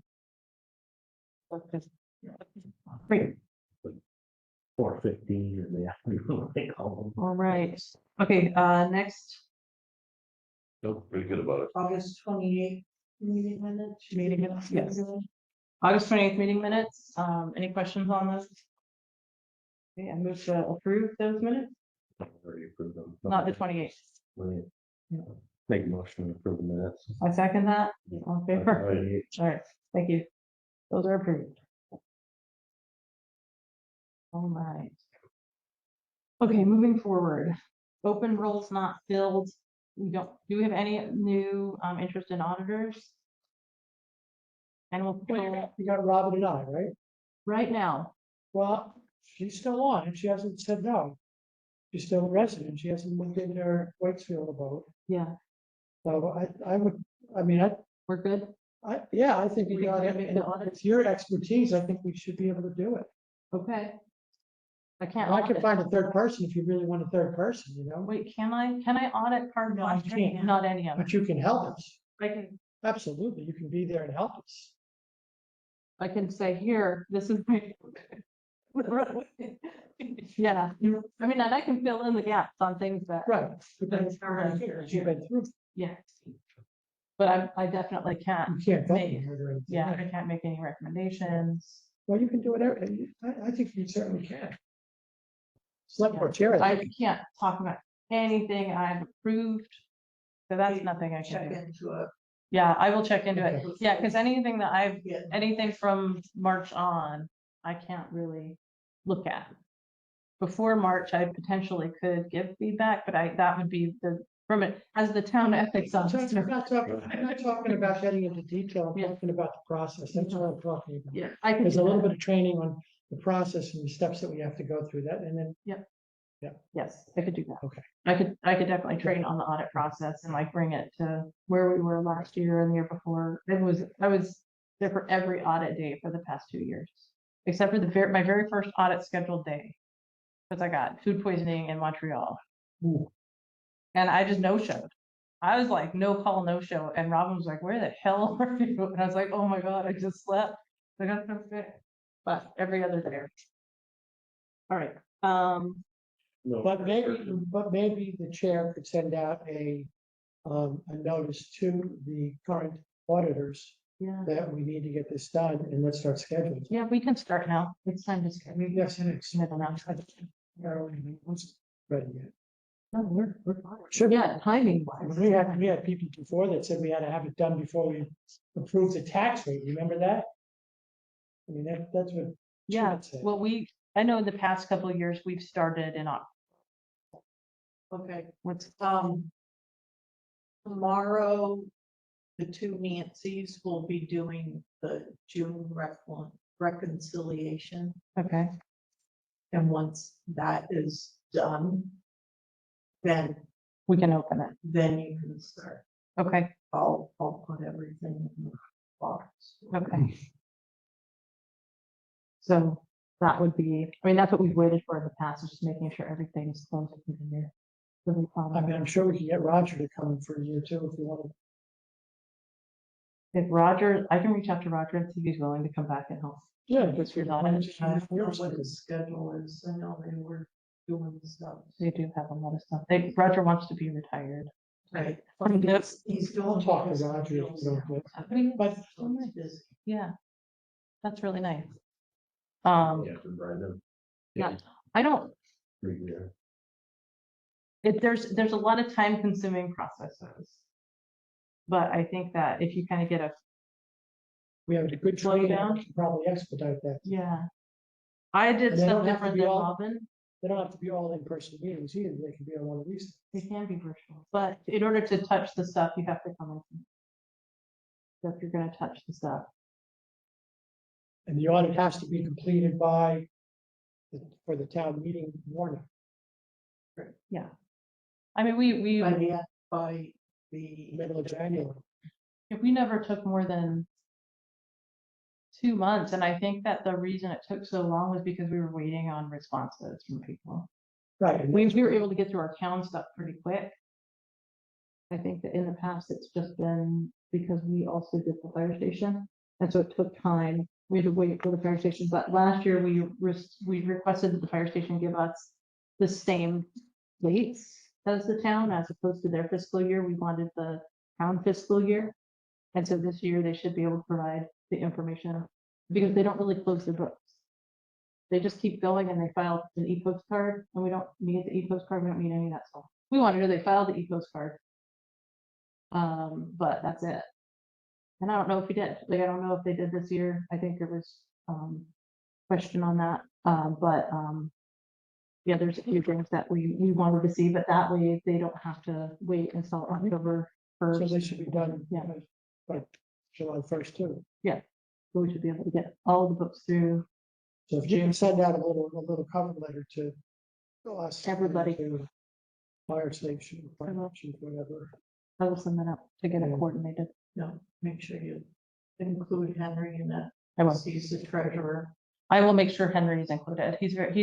Yeah, Right. he's been, You could hand deliver, he's right next door. I could, yes. I can even deliver it to the fire station. I can walk over it. Well, Henry walks next door He doesn't, if there's a call, he runs down the road. Yeah. I can see him do Yeah, that. yeah. Yep. It's Yeah. fun, like, we'll look at them, like, who's this on the road? Or like, Drive over. yeah, I know, it's very different, but yeah, he'll just, you can see him, we're like, oh, there's a call, there must be a call, here comes Henry, and he'll go in and get something started up and drive off. He does a good job, they all do a good job. But it's nice being right there. Okay, so I will start the coordination with the auditors for the I just, fiscal year audit. I see along with the auditors, we need to hire an outside auditor, and the last 2 times we've done, we're not real fruitful. No, I don't think that this year we need to look at that because I believe we have a quorum. I think that that question is on there because we weren't sure if we were going to have a quorum. If we have a quorum, then we don't need to look at that. If we don't have a quorum, then we would need to look at that. If we have a quorum, we can look at doing that in a future year, and we'd want to make sure we're budgeting for that. Yeah. And we'd want to make sure that we are, we have a selection. We do have now a municipal accounting expert that's working with us. And so she would definitely be able to help us find somebody. What would she do an audit? I don't think she would do an audit. I don't think she has bandwidth to do an audit, but she definitely has firms she works with in small firms that would be able to do a good comprehensive hands-on feedback audit. We thought that's what we got last time, We didn't. we got shafted. We did. And I That was think $15,000. Yeah, We- they did nothing. Yeah, right. they really didn't, and they made it confusing. So an audit should never give advice on how to post a journal entry. An auditor should never give advice on how to do anything. They should give feedback on what has not been done, and they should give feedback on best practices that we should put in place or look into putting in place. But an auditor is not there to correct our processes. They may say, we advise that you get training for your, your bookkeeper, or we advise that you have a third-party bookkeeping company come in and, reconcile your books or things along those lines, but they would never make the corrections. And the fact that that person, We get into, and we should just move on, but does the auditor get into double entries and multiples? they should not have. They should not. They should not have. They should have said, your account was off by X amount and the explanation was this. That's all it should say.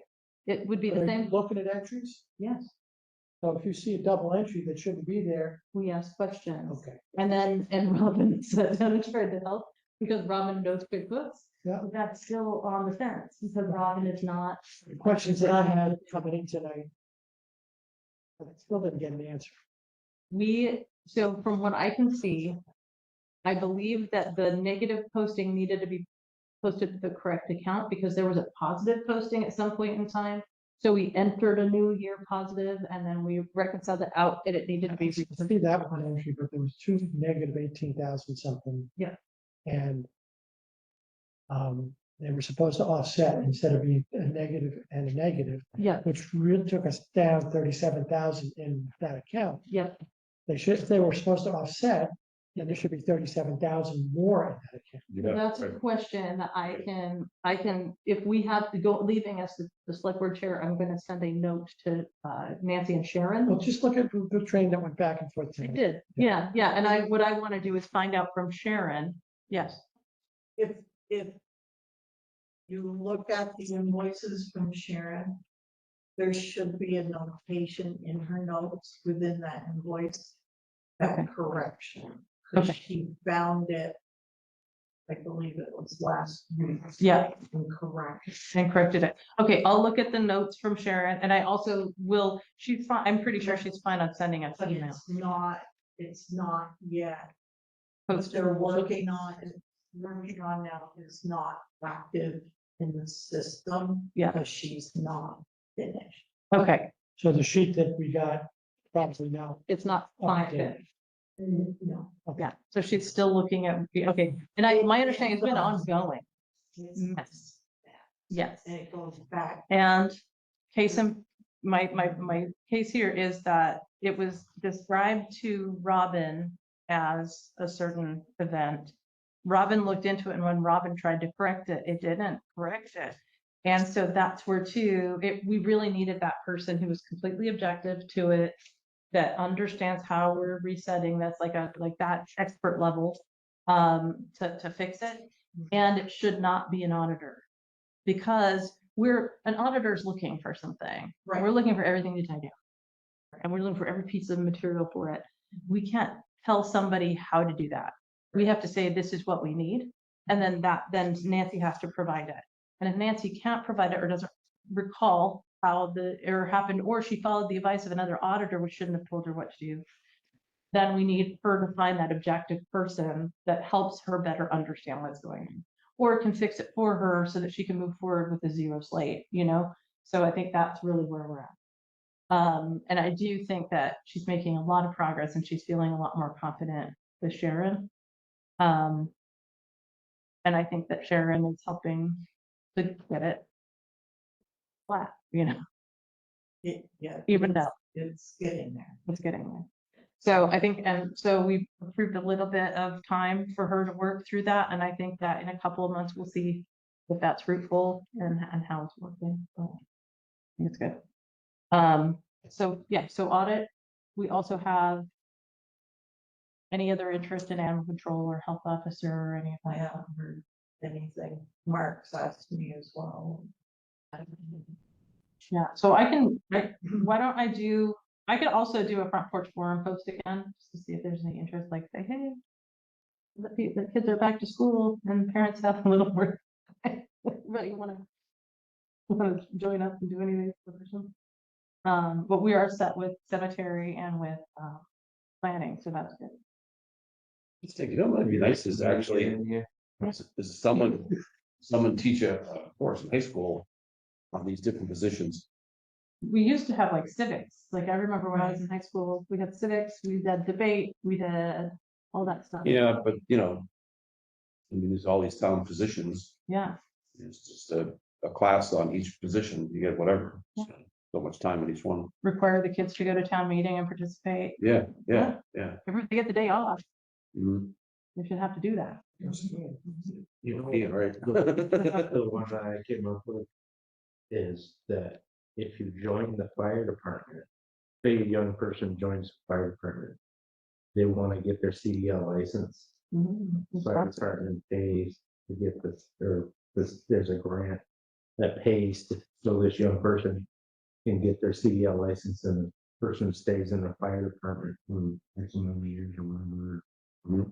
And they can get a gainful. So Yeah. then they know. And the thought was for this is so that, if anybody is jumping in the fire trucks and heading Yeah. down the road with them, so that the trucks are actually checked over and like a regular truck. Mhm. It's a really good idea. Yeah, I think it's a great idea. I love that stuff. Like that, Yeah. Workforce development is like How my much does it cost to favorite get a thing. CDL? pushing on $10,000 now, $10,000. and you have to go through a course. Is it really that Yeah. much? Yeah. Wow. There's companies that sponsor it because they need drivers. Right, oh, yeah. Like usually people go through the company and get their CDL license, and Then they leave. Go someplace else. Yeah. Yeah. Everybody should do that with Amazon. Just go to Amazon, get your seat. I get mine from a biker jet box. Mail in $5. Turn you off a seal. Okay, next on the agenda is WebEx accounts and the Chromebook. So I just want to make sure that we are all in favor of adopting the Chromebook for use. It's a gift to the select board and for the other commissions to use. Just like little pads, little Yes, Cheryl is going to donate it, so I just want to make sure it's formally donated. like iPads. It's a One of it's the a Chromebook. that we got before, Michelle? What's that? It's a One of personal. the ones that we got before with a grant? No, those were, laptops. Yes. Those are, Okay. In use. But yeah, a Chromebook is smaller than, Like a microcomputer. It's a small computer. It doesn't have any drives except for it has, you can use a toggle with it, and we can set it up so that we are permanently just have that only working with this television. It's just for Zoom meetings. Just for Zoom meetings, and it would make it so that Cheryl could log in on that device and set the meetings, upload the meetings afterwards to YouTube, and then she could be the administrator, the core administrator for all of the commissions. But then the commissions can come in here and log in as needed, and it would be on one device. Right now, I created the account, so I've been doing it. There've been a couple of times when there's been meetings set and I've logged in at work and nobody joins the meeting. Right. And I'm like, nobody joined the meeting. They decided not to use WebEx. So this way, like if they want to use WebEx, they can do it.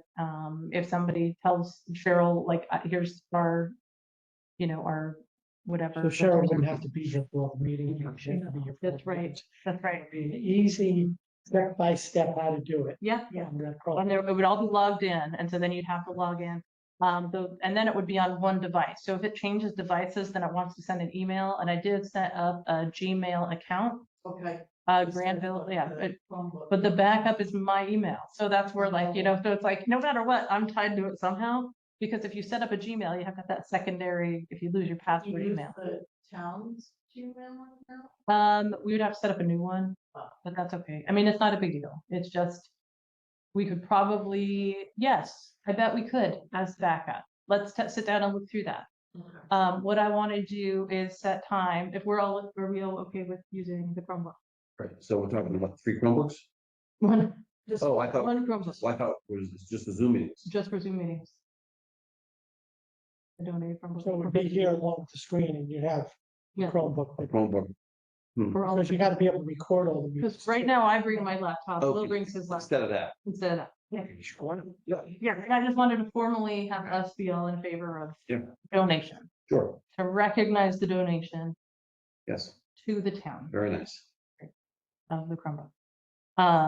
And I think that's good. So Cheryl, are you okay with having that as part of your job duties? Sure. Okay, okay, that's, That's just the agendas. I'm sure you need like. Have it all. okay. And I think right now, cemetery planning and select board are really the only 3 that are using it. I don't know that any other group would need to use it. It would also make sure that we're not overlapping meetings or scheduling it at the same time. So Okay. it'd be great. What does WebEx cost? It was it's per year, it's at like $140. So Yeah, the better, the advantage is that you can record more time. So when we have these 3 meetings, we can record that without running over the limit. it goes to YouTube or something. That's if like- it's condensed. Well, yeah, and then it is a condensed recording. Instead of it being like a Zoom, like link recording, we actually create a file. It's a condensed file and it's pretty easy to upload to our YouTube account. So I can take, Cheryl through that process. You don't have to take any of the memory from the town. And it will, the Chromebook, whether it's on the Chromebook or an external drive or whatever, it has to hold that file for a short period of time, upload, and then move it out to the cloud and then delete it. So we should be able to keep that Chromebook clean, with everything saved out on the YouTube account. Okay.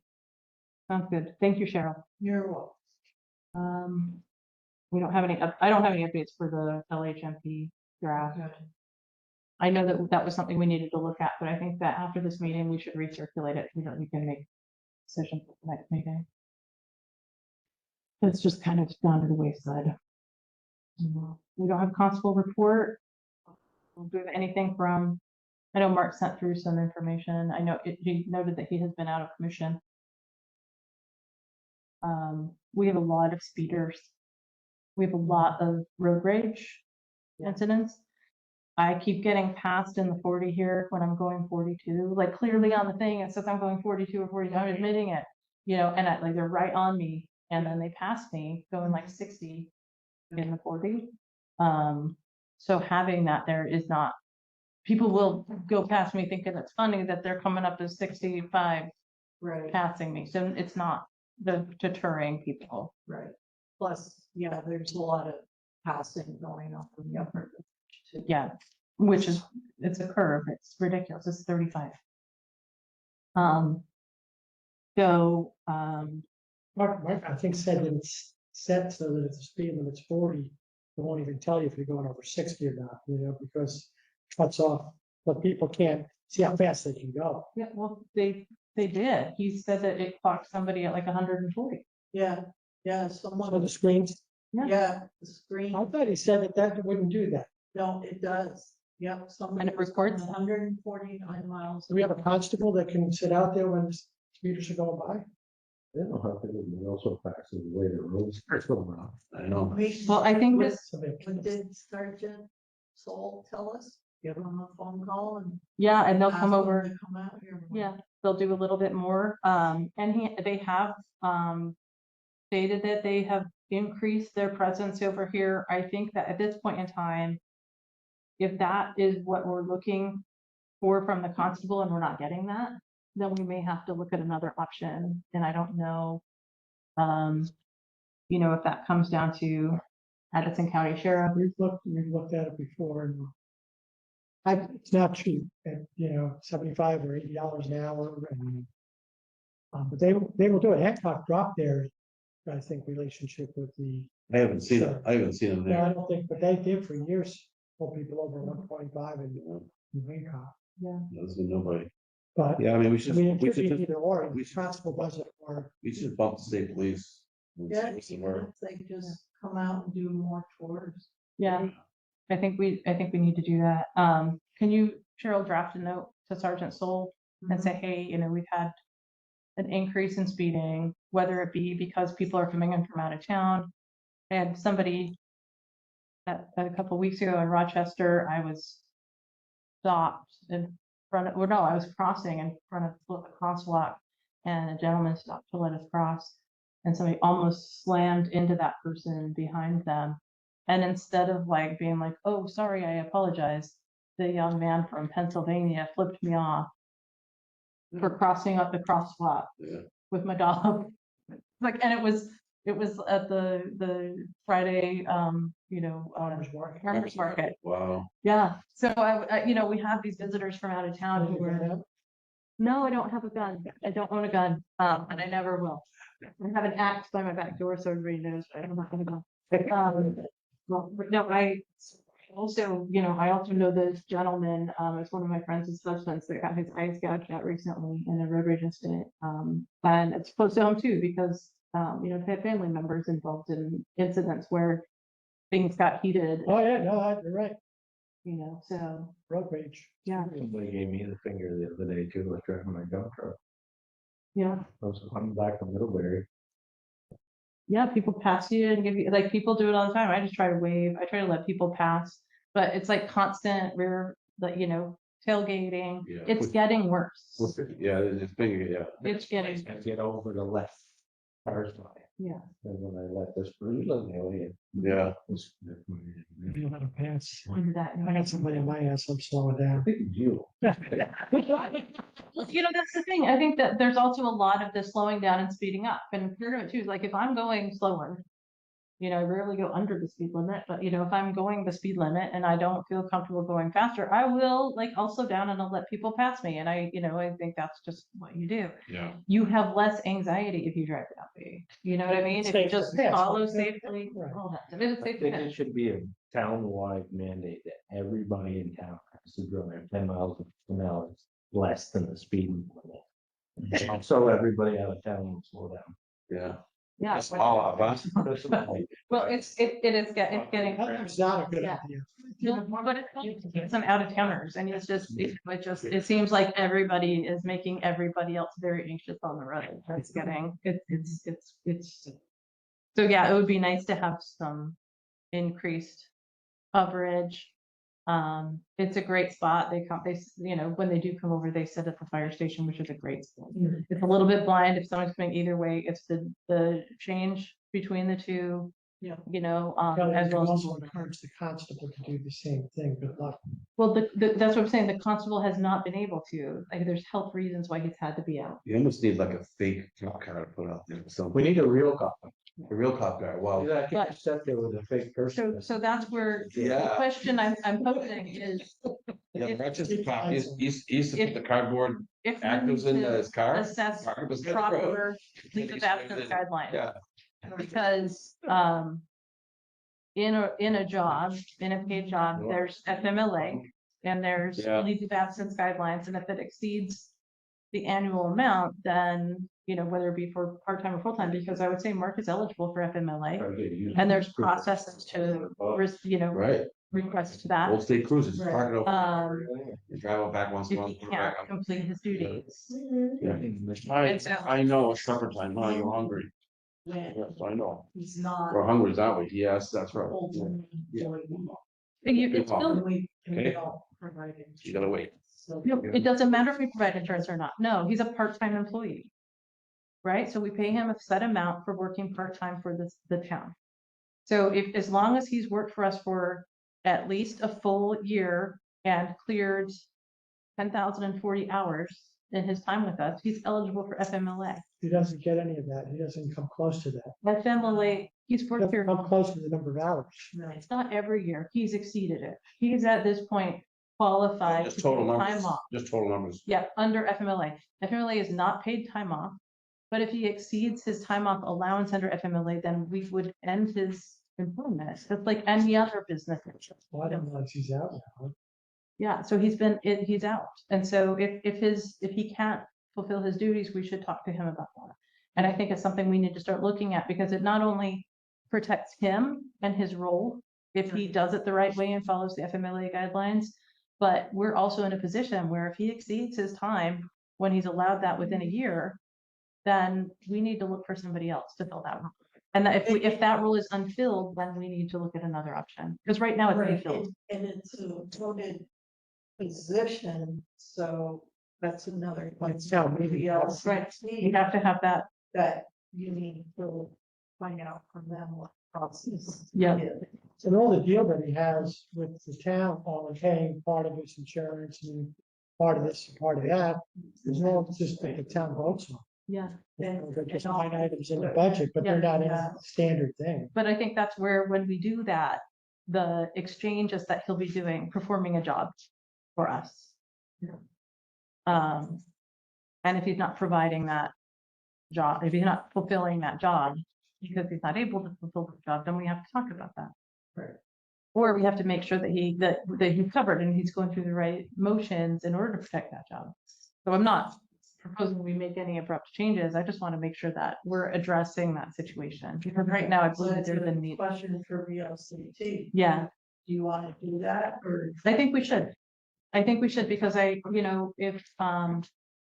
if we look back in time to the amount of time that he's been able to provide traffic coverage over the past year, so for fiscal year 24-25, and then going into fiscal year 26,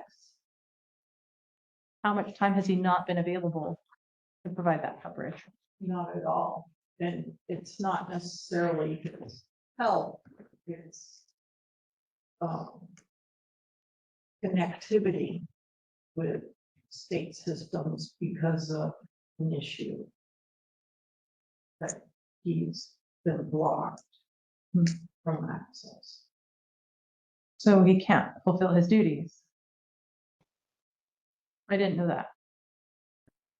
How long has that been? But it was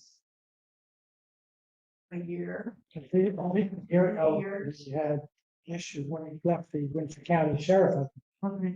and that was all over a year ago. And then he was working for Orange County, but now Right. he's just driving the bus. First time. Yeah, So so maybe if he sooner can't, than later. yeah, if he can't fulfill his duties, then we have to take a look at that. Right now, we need somebody to be able to fulfill those duties, because we are seeing a problem at least on Route 100, and I believe also probably on North Hollow. So he can't do speed control anyway, No, because he can't get a ticket, he can't write a ticket out. he can write a ticket, he goes around the system to get the information he needs to write the ticket. Because he doesn't have the computer access to look it up himself. So with that, we're paying for training for a role he can't do, And you're paying for car insurance and you're paying. or a role he can't do.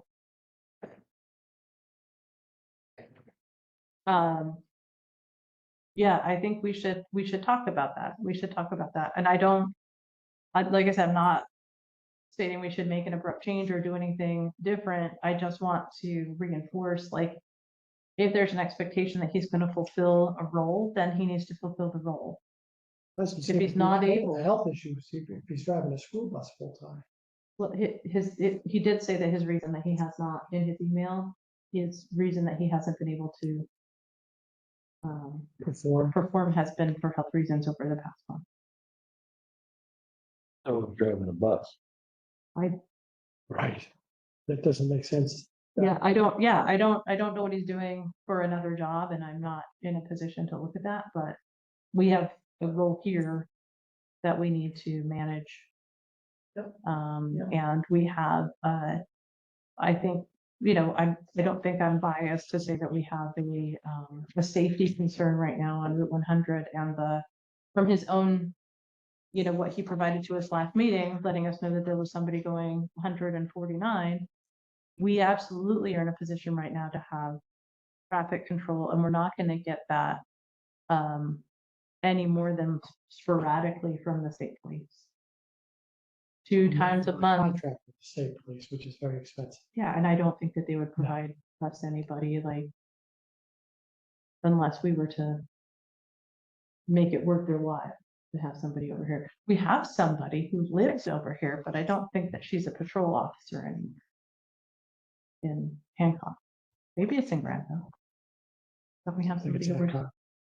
She's right on the Hancock line. Oh. It's great when she has an unmarked car now. She is She's a detective now. Yeah, her unmarked car, people try to pass her and they follow her close and she lights it up like I've seen her do it. I'm like, yeah. I like that. She used to drive a cruiser, but now she's in an unmarked Jeep. You get on her butt, she turns the light on for you. Well, not me. There was one guy that was riding her tail and she was like letting him up and he was going to pass her and she let her lights up and he was like, he backed right off. And I was like, yeah, tell that guy, But then as soon as she turned into her driveway and I was behind him, he was a jerk. So didn't do much. It's getting bad. And that's, if it wasn't this bad, I wouldn't have the concerns, but we need somebody, a few times a week, at different times of the day, providing coverage on the road, especially the weekends. Do you want? Is he still driving the bus? He is.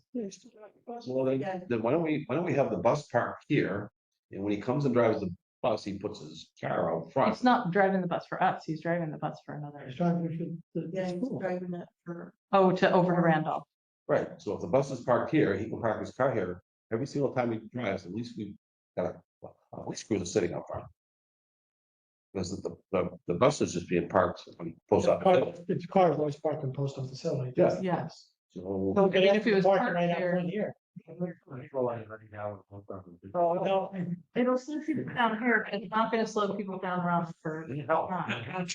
sitting there every single day, Yeah, and whether he's in it or not, and it'll help. Whatever, yeah. We still need somebody to give tickets. Okay, Is so Daniel, want me to- is Daniel in charge? No, Daniel's not in charge of that bus. Who's responsible for that bus? Randolph. Random. Yes, he's driving Randolph Randolph. School District. Yeah, I think we should reach out just to ask Okay. for advice on it. Yes. Like, on one side, I wanna know what what are his rights? Like, he has a right to have time off if he needs time off. He has a right to, be on medical leave if he needs to be on medical leave. So I want to talk about that, but I also want to talk about what do we do if he's not able to fulfill the duties? Right. And Sienna voted. yeah, And then, yeah, I would suggest executive session and talk to him okay, private. of course, yeah. I don't want to cause ripples or anything like that. I just think that we're at a point right where we really need that coverage. And if we're paying for that coverage, and if we're paying, to get good training to help continuously provide that coverage, then we need to put that training to use. Yeah. Well, that was part of the reason why 4 years ago, the voters tried not have the constable. Well, I think that, I think it's an important position. And I think Mark is a trusted person and I think he's a nice person and I don't think anybody wants to take that away. But I think too, we have to be realistic. If he can't perform the job, then we need to talk with him about it, and we need to talk realistically as a team here. Okay. So yeah, I think we should do that. What do you want to do? Do we need anything or just? I don't think we need to do anything. I think we just need to get info. And then if we need to take any action, we can look at that in the future, but I think that it's not to that point. I think we just have to have some Yeah, for the conversations. Voters in March. Yeah. It is all Yeah. about budget. Yeah, And there's been times in the past when he hasn't turns in a report and there hasn't been anything on it, but the way it works is that his compensation is split up in 12 equal. We try to put some hours in it. We never put hours in it. And we try to dictate more about what purposes were.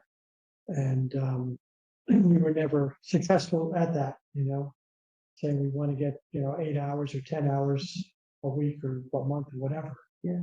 And we never ended up able to do that either, I don't, Right, right, because he is elected. because he's elected. Because he's elected. Yeah.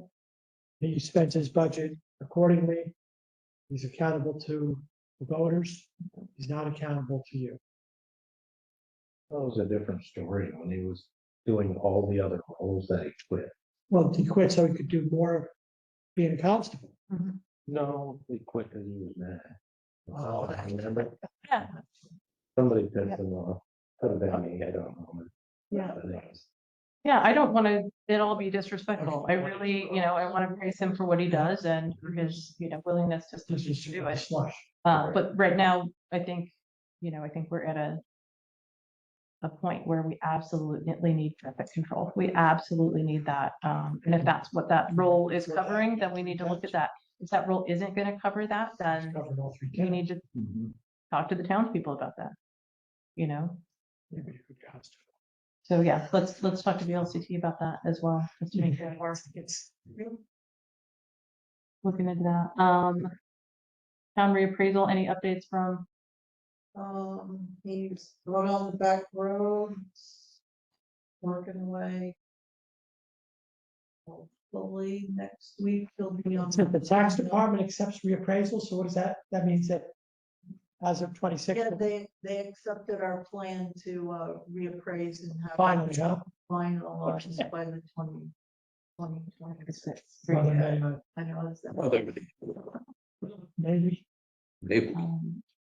I don't think we have anything. We have planning commission here. We don't have Granville Fire Department here. We don't have a website update, but I've been in touch with Marilyn. I'm gonna set some time. Probably a conference call with Daniel and Marilyn and myself, just so we can get aligned on what we need to hand over to Nancy, so that whenever Nancy's here and she can like take out the card and pay for the new service, we'll get Nancy on that. We have to do it within the next week. So sometime over the next week, we'll get that going. But I know Marilyn was concerned that we're coming upon the deadline, and I don't think any of us have had time over the last week and a half to get anything moving since our last meeting. We just needed Daniel to go in and release it. And then Marilyn to work on the transfer over. We need an invoice that we can log in and pay. And then we need Nancy to go in with that part of And you're it. getting Dan out of it. Yep. Yeah, Dan still has access to his websites that he hosts on there. If he still has the 2 active, if he had 3, it like considerably bumps up in price if you have 3. But if he has 2, the price goes down to what we're paying, which introductory is like $130, and then it goes up to 200 and like 300 and something dollars. If you only have 2, up to 2 on there, we're only gonna have 1. But we could potentially have a second website if we ever needed to. I don't know what to do, but good. If we had something else we need a website for. We can be for Police department. police department. Yes. So we can look at that. Let's see here. Spam file update. We have a This. price list. So anyways, I've already contacted Chief Construction And their material, like, 12.75 a ton, which is. The map is, a ton is less than the yard, as far as weight. So it's like 35, 33, 34% Third, Okay. of Yeah, so it'll be around $16 or $17. Versus this $21 here. that, no, not that. That's what I'm saying, is that, What you're going, it would be where was it, road saying? On this one. on the Bolton pit? Go. I don't see anything. now what is? Oh, Mount San, $21. No, the road saying that, it's not on there, I can't see it.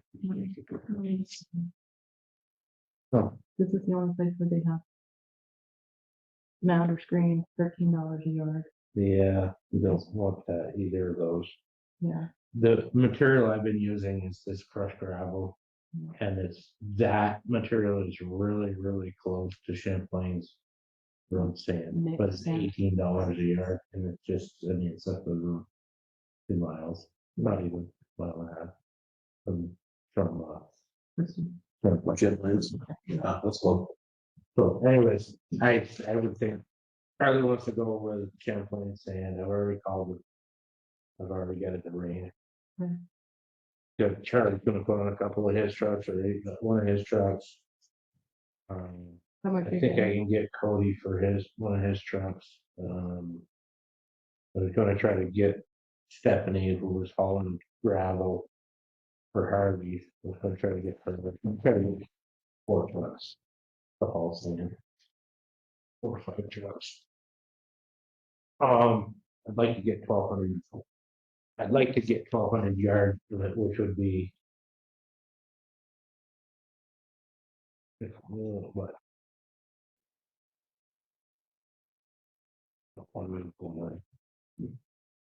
Thousand. 15,000.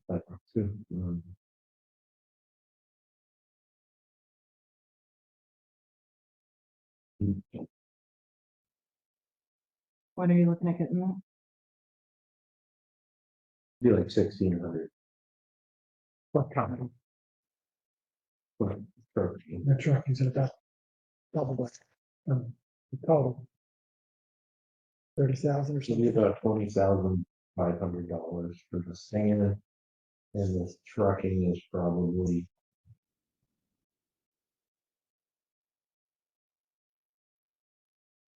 Probably.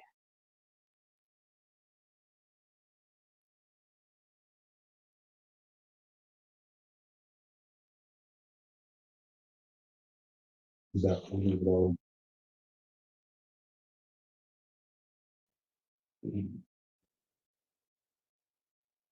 80 loads. About 80 loads of sand. So be 160, roughly 160 hours.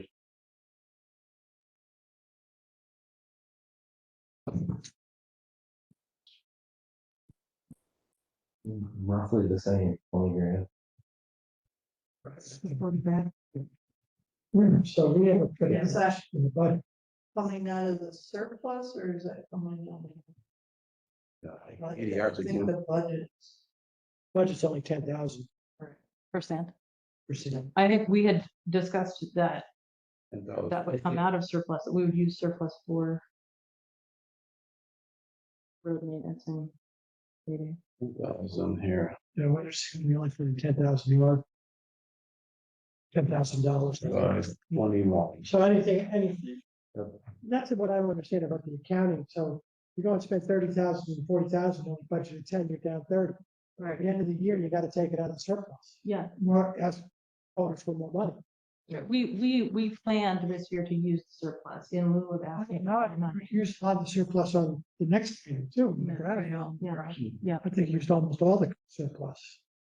But I can't tell. it was 100, what was the gravel was 100? Well, we're gonna get to that next. 95,000. I think we planned, we talked about That's that. hard, being- right? Yeah, we talked about Harvey. And you Field also being have a greater, you 100,000. also have other. So it came down, what do we figure, 120,000? Well, the grader for that. I told her to take it out of the surplus, but to check before she did it. Yeah. She might have taken it out of the rail. It should all come out of the budget and then reconcile it at the end of the year, I think. To the surplus. Yeah. Yeah, we could do that if we have the funds for it. Some of that money in the surplus is from past years that we. No, I- utilized. Let me understand. But this was a big production this year to use up that surplus, or a lot of it. Right. And I don't think there's much left in the surplus, but you can't tell until you get the accurate number. Yeah. So after you take, we're gonna have some big negatives on the road department, huh? Expire on how money is for that and all the money. I think we had $140,000 this year, Total. roughly, but that's not what the numbers say on the sheets yet, Mm-mm. because they're not up to date. And so I think when you said Harvard's bill was 100,000, 95. 95, so that's the gravel and the trucking. Yeah. And then the grading, how much was the grading? 10, How much? 10,500. Okay, so now we're up to, then it was about 110,000. Chloride. 105. That's 105 plus That's 105. chloride, Chloride is 2750. right? And then I Put it think down. that's the 14 or 1500 bucks. No, Yeah. maybe $2,000. Okay, the 5,000. So we spent 110,000 on that, Yeah, I which isn't too bad. originally counted at 125. Yeah, then we were thinking that we were doing on half. Yeah. So So we were gonna, Harvey was nervous. the stuff that's He put called down. me I because he think thought the gun price was gonna be too high. Oh, And so he's Did like, you "I'm tell him sending it was? over." I didn't say anything. I said, well, just send it over. We'll take a look at it. I said, we had a number in mind. And I said, and if it's extravagant, then we'll talk it through at the next meeting. If it's doable, then we'll deal with it. He's like, well, it would be, I said, well, we didn't have a final. And so we didn't know what the total project would be. I said, so it was already a little open-ended and, yeah, was trying to I penciled it in and I called Bruce. It's like, cause I came up with 125. And I didn't know what was actually available. And I 3,000 yards. Yeah. 3,000. yeah. And then average trucking, and it was the trucking that was gonna be questionable. Right. And then he said, when he called me, he said, well, some of them. Trucking can, came a little less or than other. we thought. Yeah, because there, we were able, I think, to Yeah. maximize Yeah. the location drop and everything. So, Grading was a little bit higher because you had to sit around and wait for the truck sometimes. Yeah. Well, yeah, wasn't too We only had 8 days into it, I think. Yeah. 7 days, 8 days, agree. Yeah. I didn't look at his bill real close. $10,000, that's about right. So yeah, I think we're, it's 150 an hour. Right. Yeah. Well, the stuff that they put on the road, I think that was very good, it's really, found nicely. And you're not gonna grade until October anyway now. Well, yeah, tell the weather. Do we get rain? We get rain. They don't wanna. You want to actually would grade it like during the rain. yeah. Yeah. It's so good now, it's almost like why you grade, Yeah. Right. We don't want anything. right? Because, I mean, if you show You don't want to disturb that stuff down. it's gonna wait till the season changes a little bit, and then when something changes. Because Yeah, so because straighten it up and then pack it all back down again, and it'll be real good, I think. Right. Mhm. But the budget, just be aware, the budget next year for both sand and gravel are gonna go way up. Yeah, but we're not gonna have the. The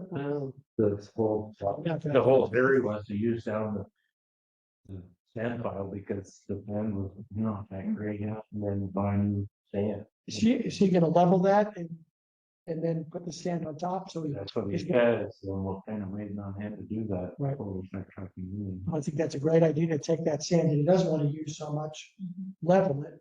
So you'd end up with 2 feet of level there, Right. and then dump all the new sand, and he'll go in there and go from the bottom up and use some of that old sand too. He's gonna go in from the south side of the pile. Yeah, He used to do fast. makes sense. And he's supposed to be here from him straight away to do the one hour project. Next, that has to be done by the end. Did they do that? No. Yeah, it has to be done by the end of the month, September. So That one has to be done too. I will give Charlie a pep talk. I'm gonna pass it. I'm not. He's gonna turn around to do that. So Kevin, the price Kevin gave you, they're buying that material, well, they're getting delivered for under $21 a yard. So you're talking 80 loads. 80 loads at the $21 a yard is only $23,000. In the yard. That's delivered. Yeah, but they're mixing with other sand that they're buying too. If they're not just using that stuff from ammonia. They're using them, they're making a mix out of it. Then what's the difference in price? Well, What's the difference? You're in gonna price? save a bunch of money, huh? Huh? You're gonna save a bunch of money, Wow, it's almost like half price, right? And that comes from where? $17,000 less. Nothing. Well, it's poor stuff too. I mean, it's Florence, it's south of, north of Rutland, yeah. Which what, and then he's saying he's gonna deliver it here for that price? That's what Kevin has it delivered to Stockbridge for. And it's Oh. Stockbridge is a little bit. 20, Something here. yeah, Not the car. On the car. It's gonna be another 10,000 getting up here, I bet you. yeah. So if we're buying it from Champlain, I wonder if Champlain would give us a delivered price. I asked them about that. They have one truck driver. Trevor, Ask again. They have one truck driver. And I just ask them what busy doing all their own stuff, so I don't even think they could do it, could do it. yeah. One The truck. most important thing is that Charlie is okay with the sand. Yeah. Yeah. Because we don't want to bring in sand and then, well, I didn't want to get that. No, yeah, no, he's okay with Champlain. This is $1,000 1 year, he charges $28 a yard delivered, Yeah, that's a good price. so. Well, then, why don't we ask him what a delivered price of Champlain is? Yeah. Well, but he's gonna use 4 different trucks, but they all should be the same anyway. Yeah, but if he's, I don't think he wants to do it all, he actually. Get one- Why don't we just do it like we used to do with an iron? yeah, Cody and. no, I'm just looking, he's doing other things that might give us a good number. Yeah. Yeah. Since he's already doing other things, right? Because he wants the sand, he wants to be in control of it. Yeah. It might give us a good number. Yep, for him to. Why not? He's saying he's gonna give us a different number on his trucking, which we don't know is.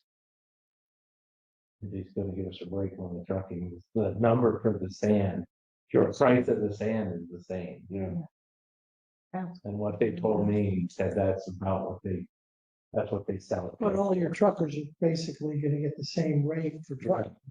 Yeah.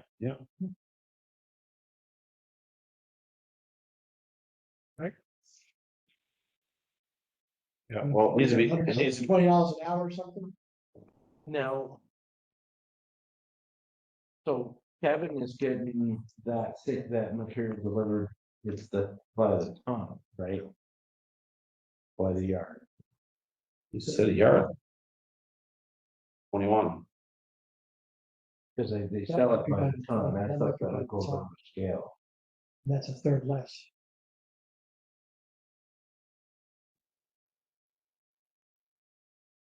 So, I know, yeah, I mean. We gotta buy what they want to use, period. So, All right, no matter yeah. what, yeah, But I Charlie, mean, if you wanna get a little bit less, you wanna get 1,000 yards, not, yeah, just make it a little bit more cost effective. yeah, I think 1,000 is plenty, I don't think, they're not gonna use 1,000 yards, 20. I mean, I'll bet you they only use 500, Shane, no, they'll use more than that. Shane used a lot of sand last year. he did, yeah, He did. Depends on the winter. I know, I've seen a little winters and they only use a third of that pile, Right? so. That's when, if it's all included, that's one thing. If it's bill as used, Yeah, another thing. yeah, Because sometimes you get sand put on the road when it doesn't need. Right. Because then A lot you of have nothing times. else to do. Yeah, I know. You gotta oversee it. yeah. Charlie was never one to put too much sand down. I'll tell you that. That's right. Right, they're out to just plow the roads and leave. Well, and Stand the hills. He's got a better truck this year. you gotta manage Charlie a little bit. By the hour, he does pretty well. If you pay him by the job, he doesn't do as well. Yeah, well, is it, By the hour, he's trying to get more hours in, so he does more work. so Gendron's gonna do the job, Charles is not. It's a different thing. Gendron does a good job, Yeah, yeah, no, yeah. Not that Charles can't do it, but he's too busy doing other things, that's the problem. Too many irons in the but I fire, mean, he's gonna be there doing it. There's No, it's umbrella. yeah. He's the boss. anyways. Okay. Stand public. So. We'll shoot for 1,000 yards Yeah, makes sense. in Champlain and. Hopefully we can get it done for. Not really. You're not gonna 33, without killing taxpayers, you're not gonna get 3,000 yards gravel next year. Well, You know, you some of probably. that taxpayers better start paying up.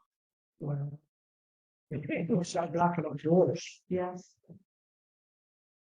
Oh, You got, Maybe we can Yeah. get them to pay the tax. That's right. It's a great idea. Everybody stick in the.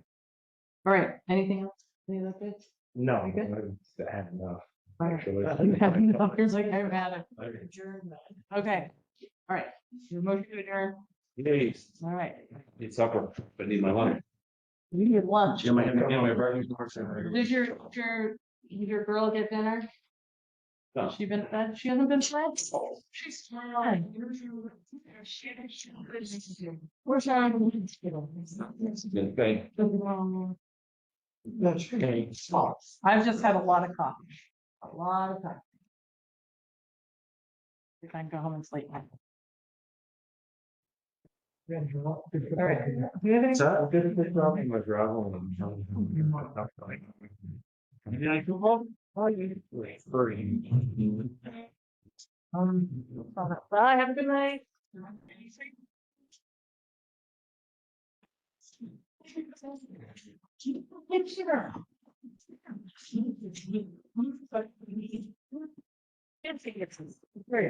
Right, you ready to go, guys?